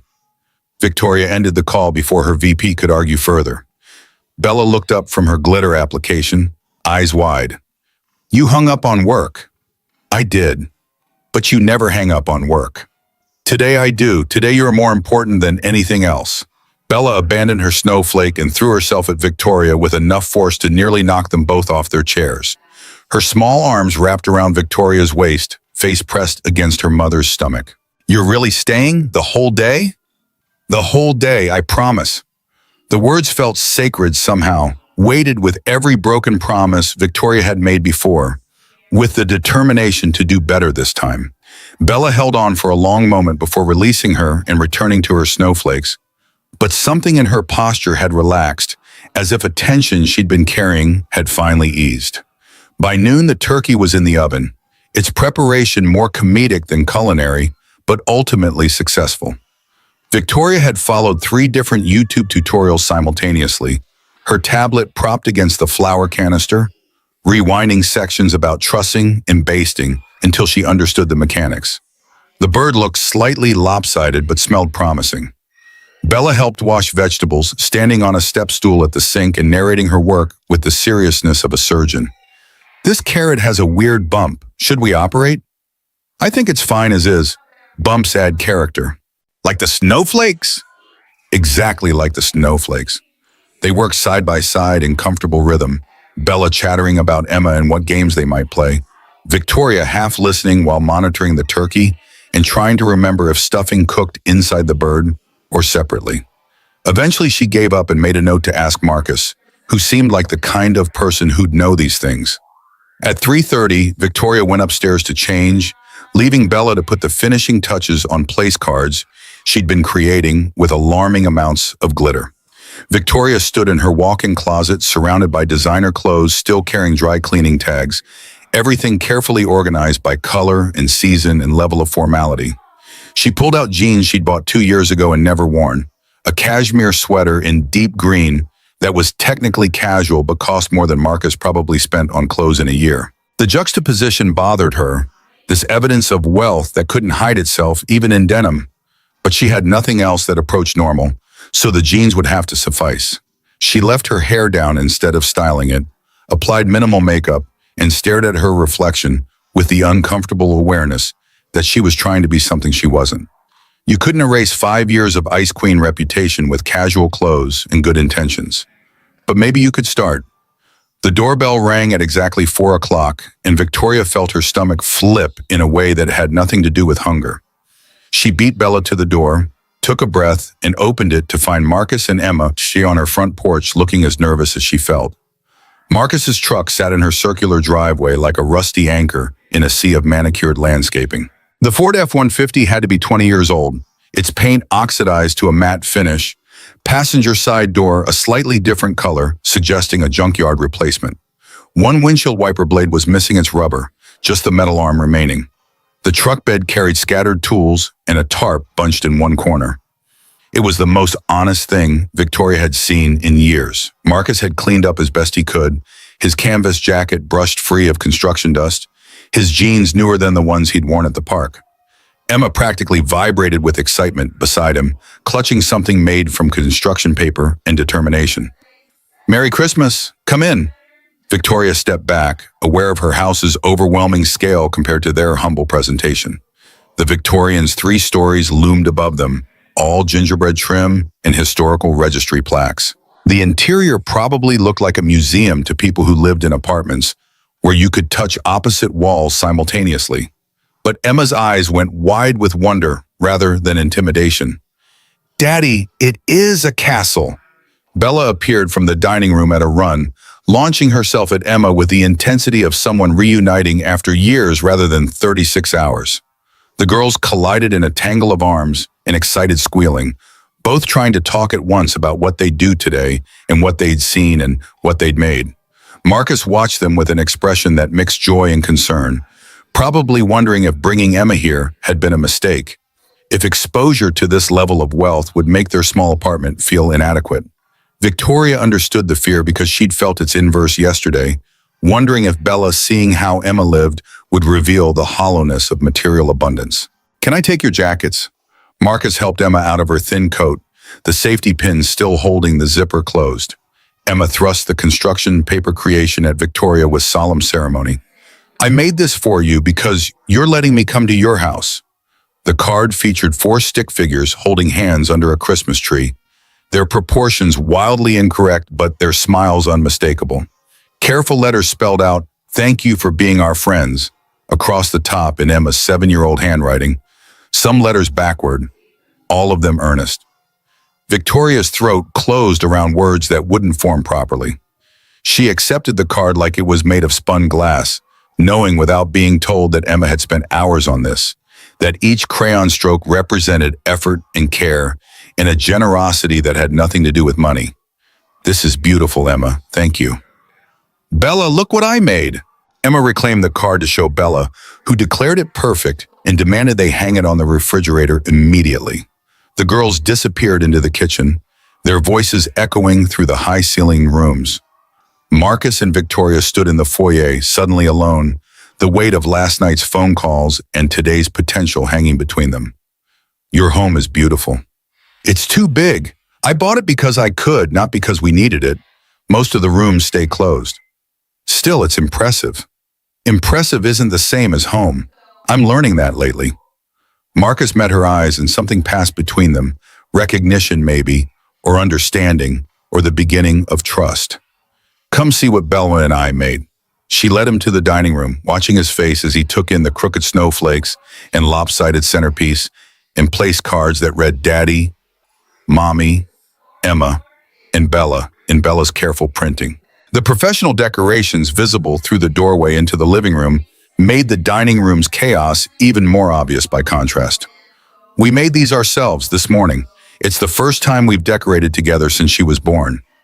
Marcus walked slowly around the table, examining each snowflake with the attention most people reserve for fine art. "They're perfect. They're crooked. That's what makes them perfect." His hand brushed one of the snowflakes, setting the whole mobile spinning gently. "Amma will love this. She'll feel like she belongs." The words carried weight Victoria heard but didn't fully understand yet. She'd spent 6 years in this house without ever feeling like she belonged, always performing the role of wealthy widow and successful CEO rather than simply being a person who lived here. Maybe belonging required imperfection, required the courage to make crooked snowflakes and admit you didn't have everything figured out. "I need to check the turkey. Want to help? I'm honestly not sure I'm doing this right." Marcus followed her to the kitchen, where Bella and Emma had covered the refrigerator with Emma's card using approximately 15 magnets, because one was apparently insufficient. The girls were now building something elaborate with wooden blocks from the basket Victoria kept stocked with toys Bella rarely touched. Marcus washed his hands at the sink and approached the oven with the confidence of someone who'd cooked hundreds of meals out of necessity. "Let's see what we've got."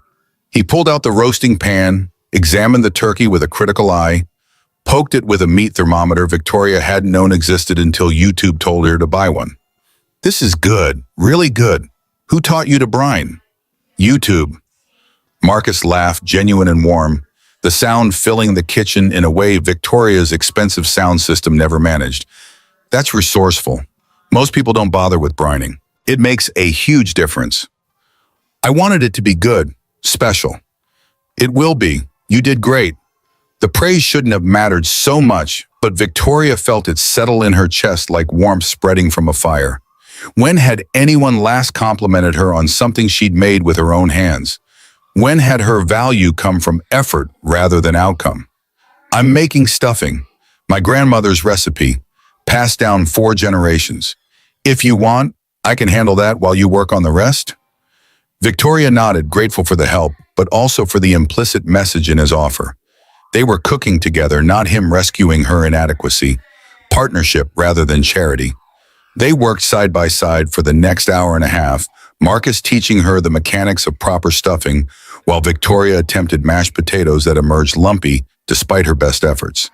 They bumped elbows, reaching for the same utensil. Victoria dropped a wooden spoon, and Marcus caught it midair with reflexes honed by construction sites. She got flour on her nose somehow, and he pointed it out with a grin that made her feel 16 instead of 33. The girls periodically invaded the kitchen, demanding updates on dinner readiness, their patience worn thin by hunger and excitement. Bella dragged Emma upstairs to show her the room, returning 20 minutes later wearing matching tinsel crowns they'd constructed from materials Victoria didn't remember owning. "We're Christmas queens," Emma announced this with the gravity of someone declaring constitutional monarchy. "You look yummy." "We haven't tasted it yet." Marcus issued the warning while basting the turkey for the 3rd time. "Doesn't matter, it looks like love." Emma delivered this pronouncement with such certainty that Victoria stopped mid-potato mashing to stare at her. This 7-year-old who lived in a tiny apartment with a single parent who worked 60-hour weeks had somehow distilled the entire purpose of this meal into 4 words. It looks like love. Not it looks expensive or it looks professional or any of the metrics Victoria usually applied to evaluate success. Just love, made visible through imperfect potatoes and crooked snowflakes in the effort of showing up when you'd rather hire someone else to do the work. Marcus caught Victoria's eye across the kitchen, his expression suggesting he heard what his daughter had said and understood its importance. They shared a moment of parental recognition, that silent communication about how children could accidentally destroy you with simple truths. By 6:30, the food was ready, or as ready as it would get. The turkey was slightly dry, the potatoes were definitely lumpy, but the stuffing was perfect and the vegetables were at least properly cooked. They carried everything to the dining room, where the table looked less like a magazine spread and more like an actual family gathering. Bella insisted on lighting the candles herself, standing on her chair to reach the tall tapers, while Victoria supervised with hands ready to catch her if she wobbled. Emma helped carry the rolls from the kitchen, walking so carefully she barely breathed. Marcus brought the turkey with the solemnity of someone bearing the Olympic torch. They sat, Victoria and Marcus, at the heads of the table, girls flanking them on either side. The seating arrangement created the illusion of a family unit that didn't actually exist, but maybe could. The food tasted better than it looked, though that wasn't saying much given the potatoes' unfortunate texture. Nobody complained. Emma ate like someone who didn't take meals for granted, finishing everything on her plate and eyeing seconds with visible longing she tried to hide. Marcus noticed and served her more without comment, his movements casual so his daughter wouldn't feel embarrassed. Victoria watched this small interaction and felt her understanding of poverty shift. It wasn't just about not having money, it was about the constant calculations, the awareness that there might not be enough, the learned behavior of not asking for things you wanted, because asking meant acknowledging need. Bella pushed her food around, eating less than half of what Victoria had served her, and Victoria felt a flash of frustration before recognizing it as privilege. Her daughter could afford to be picky. Emma couldn't. After the meal, after dishes had been cleared and dessert declined because everyone was too full, Bella retrieved a small box from the sideboard where she'd hidden it earlier. She presented it to Marcus with both hands, the gesture formal and important. "I made this because you saved me. Twice." Marcus opened the box carefully, lifting out a bracelet woven from embroidery thread in red and green, beads spelling out HERO in uneven letters. The knots were imperfect, the spacing irregular, but the effort was unmistakable. He put it on immediately, the bracelet looking fragile against his work-roughened wrist. "I love it, Bella, thank you." His voice carried thickness that suggested emotion held carefully in check. Victoria recognized it because she felt the same tightness in her own throat, watching this man treasure a child's craft project with more reverence than most people showed for expensive jewelry.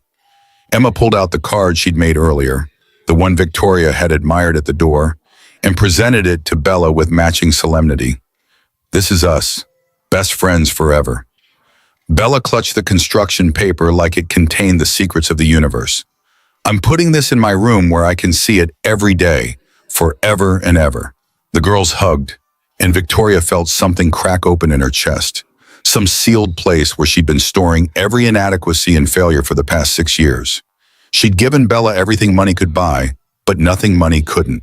This working-class child with her safety pin coat had taught her daughter about real friendship in 36 hours, something St. Catherine's Academy and all its resources had failed to provide in 5 years. Victoria heard herself speaking before she'd fully decided what to say, the words emerging from that cracked open place without permission. "I need to tell you all something." 3 faces turned toward her. Emma's confused, Bella's worried, Marcus's carefully neutral. Victoria took a breath and jumped. "Marcus, you said yesterday that being broken doesn't mean you're weak, just means you've been through something hard." Marcus nodded slowly, waiting. "I've been broken for 5 years. Since James died and left me with a company drowning in debt he'd hidden, with a 6-month-old baby, with a future that looked like nothing I'd planned." Bella's eyes went wide. They rarely talked about her father, Victoria's grief too tangled with rage at his betrayal to untangle in front of their daughter. "I threw myself into work because I didn't know how to be a widow and a mother and not fall apart completely. I built the company back up, made it stronger than James ever did, made enough money that Bella would never worry about security." Her hands shook slightly on the table. She pressed them flat against the wood. "But I built an empire and lost myself in it, lost track of what mattered." She turned to Bella, forcing herself to maintain eye contact despite the shame threatening to swallow her whole. "And I've been a terrible mother." "Mommy, no!" Bella's voice cracked with tears, but Victoria couldn't stop now. Couldn't let her daughter keep defending someone who didn't deserve it. "I miss your birthdays. I'm late to everything. I'm never really present even when I'm physically there. I turn our time together into another item on my schedule to check off. But you're here now." "Because of Marcus and Emma. Because they reminded me what matters. Because watching Marcus refuse $22,000 to keep a promise to his daughter made me realize I've been keeping the wrong promises." Victoria felt tears on her cheeks, but didn't wipe them away. "I don't want to be the CEO who has everything and nothing anymore. I want to be your mother. Really be your mother, not the person who delegates parenting to nannies and schedules quality time like board meetings." Bella launched herself out of her chair and into Victoria's arms, crying hard enough that her small body shook. Victoria held her daughter and let herself cry too, 5 years of suppressed emotion finally finding release. Marcus's voice cut through their shared grief, gentle but firm. "You're not a terrible mother, you're a scared one." Victoria looked up at him, vision blurred by tears. "What's the difference?" "Everything. Terrible mothers don't care. Scared mothers care so much it paralyzes them. You did what you thought was right. Built security because you were terrified of Bella experiencing the instability you went through. Worked yourself to exhaustion because you thought providing meant love." He leaned forward, his intensity making Victoria forget to breathe. "I do the same thing. Work extra hours I don't need because I'm afraid Emma will need something I can't give her. Because my wife died and left me responsible for keeping our daughter safe and happy, and I'm terrified every single day that I'm not enough." The confession hung in the air between them, Marcus's vulnerability matching Victoria's own. "But here's what my wife told me before she died, something I have to remind myself constantly. Kids don't need perfect. They need present." The words landed like stones in still water, sending ripples through everything Victoria thought she understood about parenting. How do I become better? How do I stop being scared and start being present? You tell her. You tell her what you want to change, and then you change it. Not overnight, not perfectly, just consistently, over time, until the new pattern becomes the real one. Victoria pulled back slightly so she could see Bella's face, her daughter's cheeks wet and eyes red from crying. I'm sorry, sweetheart, for every missed moment, for every broken promise, for making you feel like work mattered more than you. Nothing matters more than you. Nothing. She took a shuddering breath. I'm going to be better. I'm going to be here. Starting now. Starting today. You're already here, Mommy. That's enough. Children offered forgiveness so easily, without conditions or negotiations or the requirement that you earn it first. Bella's unconditional acceptance made Victoria cry harder, the grace of it almost unbearable. Emma had started crying too, infected by the emotion even if she didn't fully understand its source. Marcus gathered his daughter onto his lap, holding her while she sniffled into his shirt. Across the table, Victoria held Bella, and for a moment the four of them existed in shared vulnerability, the kind of intimacy that couldn't be manufactured or purchased. When the tears finally subsided, when breathing returned to normal and faces had been wiped with napkins, they moved to the living room by unspoken agreement. The dining room felt too heavy now, weighted with confessions that needed space to settle. The living room fireplace held flames that danced hypnotically, gas logs arranged to look realistic but requiring no maintenance. The Christmas tree towered in the corner, its lights programmed to fade and brighten in patterns that probably cost more than Marcus's monthly rent. Leather furniture formed conversation areas that suggested casual sophistication. The girls settled on the floor with coloring books Victoria had purchased yesterday specifically for Emma, matching sets so neither child would feel lesser. They colored in companionable silence, exhausted by emotion and full bellies, occasionally comparing pages to ensure their artistic visions aligned. Marcus and Victoria sat on the sofa, close enough to talk quietly without the girls hearing, far enough to maintain appropriate distance. The fire crackled. The tree lights cycled through their expensive patterns. Outside, fog had turned to light rain that tapped against the windows. Victoria broke the silence first. I've been thinking about your refusal yesterday. The construction job. What about it? You turned down $22,500 for a promise. I can't imagine that was easy. Marcus's jaw tightened almost imperceptibly. It wasn't.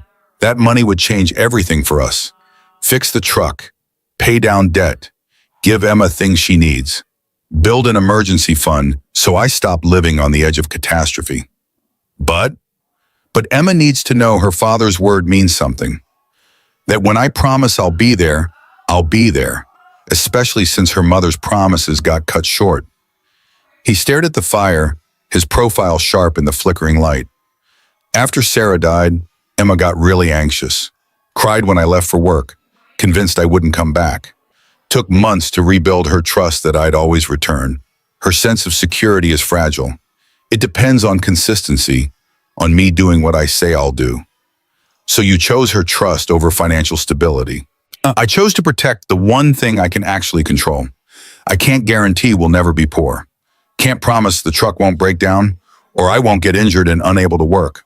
But I can promise that my word is sacred, that if I tell Emma something, she can believe it absolutely.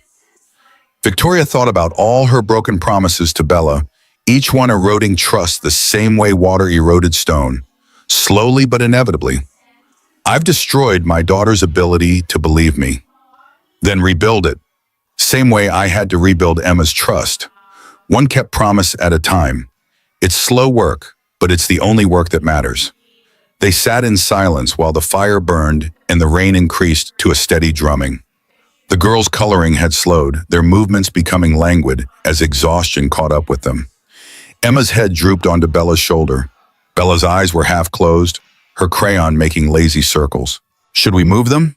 Marcus's question came out soft, reluctant to disturb whatever magic was happening on the floor. Not yet. Let them be. Victoria wanted to preserve this moment, wanted to remember what family looked like when it wasn't being performed or scheduled or delegated. Just four people together because they wanted to be, because they'd chosen each other despite every logical reason to stay separate. Marcus shifted slightly, his voice dropping even lower. Tomorrow would have been Sarah's birthday. She would have been 36. Victoria felt the grief in his words, the kind that time dulled but never fully eliminated. I'm sorry. Every Christmas is hard, the anniversary of her death, then her birthday right after. But this year, he gestured vaguely at the room, encompassing everything that had happened in the past 36 hours. This year feels different, like maybe there's room for new traditions without betraying old ones. Like maybe moving forward isn't the same as forgetting. Victoria thought about James, about the rage she still carried for his betrayals, for the gambling that had nearly destroyed everything, for the lies that had poisoned even her good memories of their marriage. She'd spent 5 years punishing his memory by refusing to acknowledge it, never talking about him with Bella, treating his existence like a mistake to be erased. James died on a Tuesday, regular Tuesday morning, no warning. Heart attack at 34, while he was at the gym. Marcus turned to face her fully, giving her his complete attention. I was in a board meeting when the hospital called. By the time I got there, he was already gone. And then the debt collector started calling, and I discovered he'd gambled away everything we had and more, had taken loans against the company and our house and our future. Her voice went flat, reciting facts without emotion because feeling them would be too much. I've worked every day since because stopping feels like drowning. Because if I slow down, I have to think about how the man I loved destroyed us, how he left Bella without a father and me without a partner, how everything I thought was real turned out to be theater. But tonight you stopped, and you didn't drown. Victoria considered this, testing the truth of it against her internal experience. No, I didn't drown. I'm sitting here with my daughter and 2 people I barely know, and I feel more alive than I have in 5 years. The admission cost something to make, revealing vulnerability to someone who could use it against her. But Marcus just nodded, accepting her truth without judgment. What happens after tonight? The question Victoria had been avoiding finally spoken aloud, hanging in the air between them with all its implications. I don't know. Do you want to find out? Marcus's eyes held hers with an intensity that made her forget how to breathe properly. Yes, I want to find out. Me too. The moment stretched, charged with possibility and fear, in the beginning of something neither could fully articulate. They weren't falling in love, not yet, maybe not ever. But they were falling into trust, into the kind of connection that came from seeing each other's worst moments and choosing to stay anyway. The girls had fallen completely asleep on the floor, Emma's hand clasped in Bella's, both their mouths slightly open in the universal expression of childhood unconsciousness. Marcus stood carefully, moving toward them with the intention of gathering Emma for departure. Victoria heard herself speaking before her brain authorized the words. Stay. Marcus froze mid-reach. What? Stay the night. The guest room is ready. They're comfortable here. It's late. She was asking for more than just overnight accommodation, and they both knew it. Inviting them deeper into her life, into her space, into the possibility of whatever they were becoming.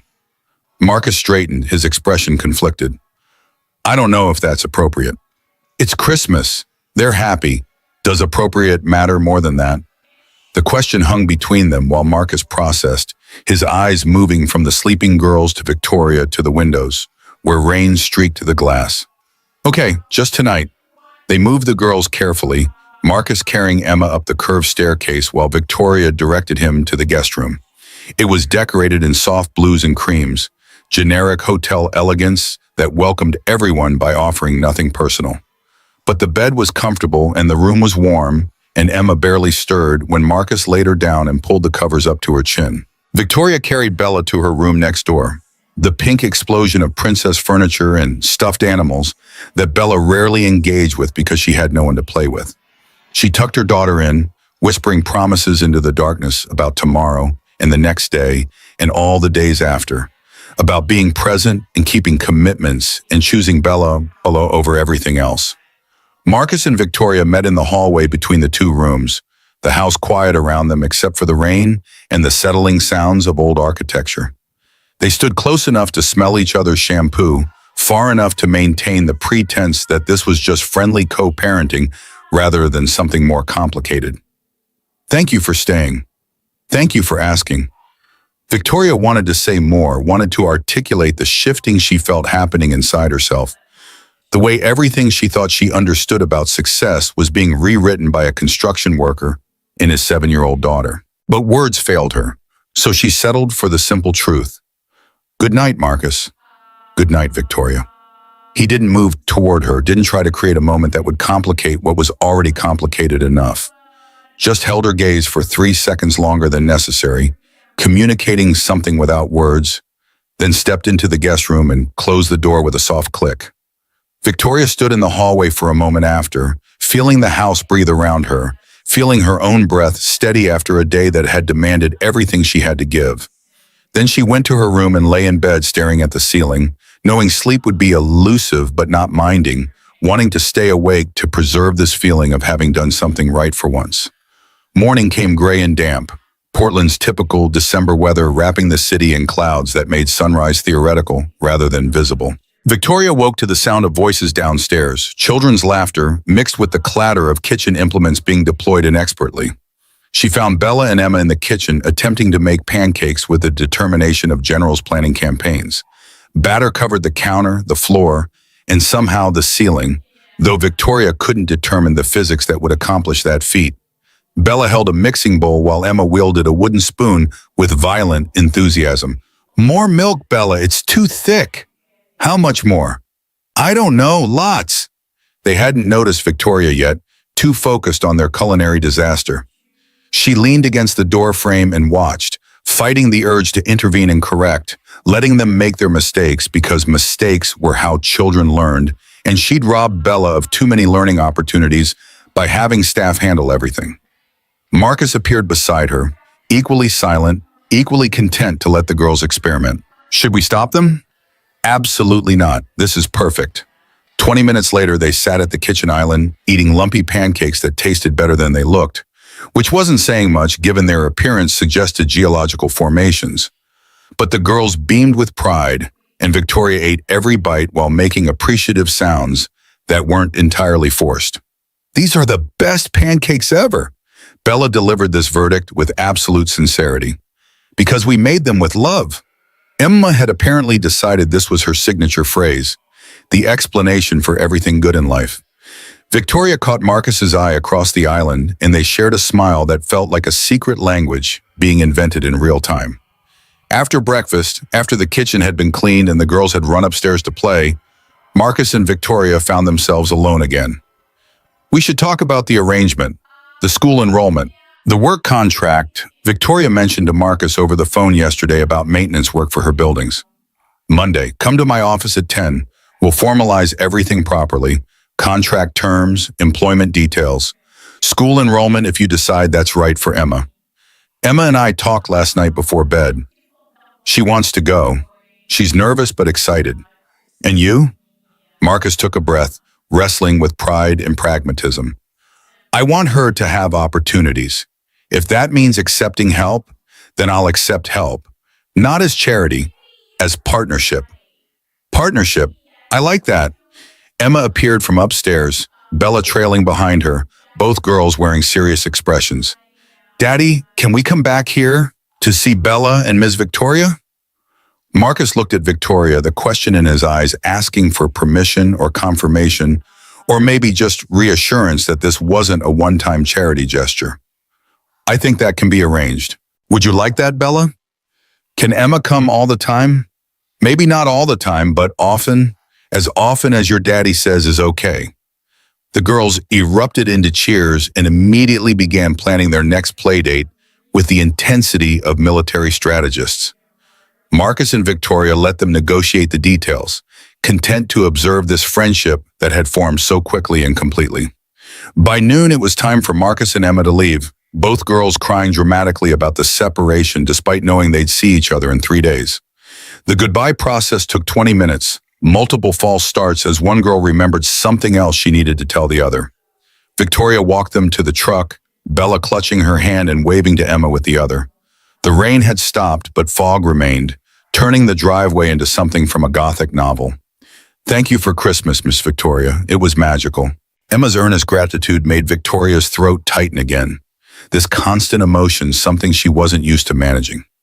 "Thank you for making it magical. We couldn't have done it without you." Marcus opened the truck's passenger door, lifting Emma into the seat and buckling her carefully. Then he turned to Victoria, his hand extended formally before he seemed to think better of it and just stood there looking uncertain. Monday, 10 a.m. I'll be there. With a real contract, fair terms, nothing that makes me feel like I'm taking charity. Nothing but respect and partnership. I promise. The word promise carried weight they both felt, the sacred nature of commitments made and kept. Marcus held her gaze for a long moment, something passing between them that had no name yet, but might eventually. Then he climbed into the truck and started the engine, which coughed twice before catching. Victoria and Bella stood on the porch watching them drive away, Bella waving frantically until the truck disappeared into fog. Inside, the house felt different. Still too big, still too perfect in all the wrong ways, but somehow less lonely. Victoria looked at the dining room where crooked snowflakes still hung from the chandelier, at the refrigerator where Emma's card remained attached with excessive magnets, at the faint smell of pancakes that lingered in the kitchen despite all attempts to ventilate. Mommy, can we keep the snowflakes up forever? Forever and ever if you want. Bella hugged her mother's waist, and Victoria hugged back, feeling the weight of promises made and promises still to keep. In the truck, Emma chattered about Christmas and castles and her new best friend, her voice bright with happiness Marcus had been afraid he'd never be able to provide. He drove through Portland's fog-wrapped streets thinking about Victoria's offer, about Emma's future, about the courage required to accept help without losing yourself. Daddy, I really like Bella and Ms. Victoria. Me too, Em.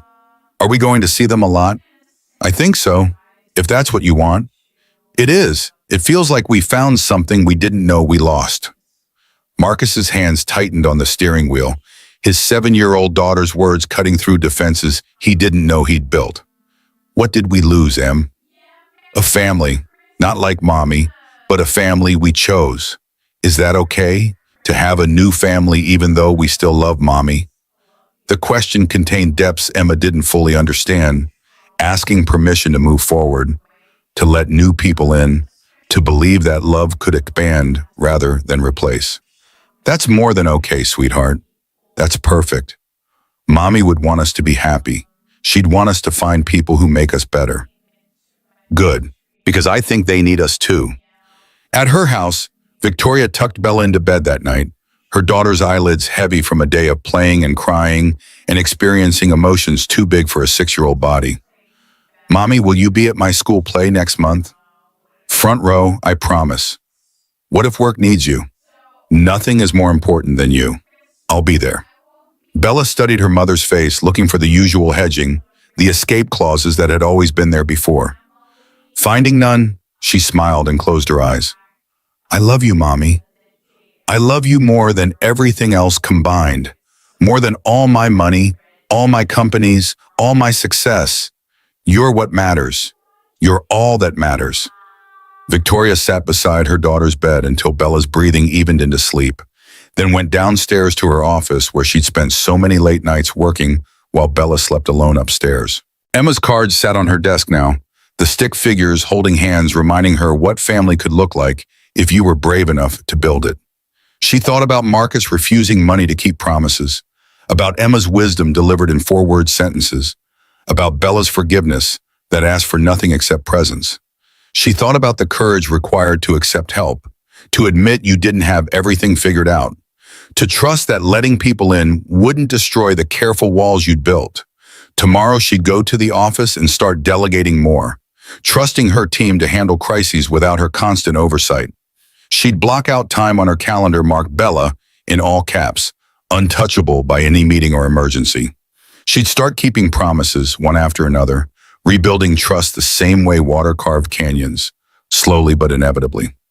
Tomorrow she'd begin the work of being present instead of perfect. But tonight she sat in her office, holding a construction paper card and feeling rich in ways that had nothing to do with money, feeling like maybe she'd finally found the thing she'd been building toward all along without knowing it. Sometimes the best gifts came wrapped in courage, the courage to help a stranger's lost child, the courage to apologize when you were wrong, the courage to accept help when you needed it, the courage to believe that broken didn't mean ending, just beginning differently. And sometimes family wasn't the one you were born into, or even the one you married into, but the one you chose with clear eyes and open hearts, built from imperfect pancakes and crooked snowflakes and the simple decision to show up when it mattered most.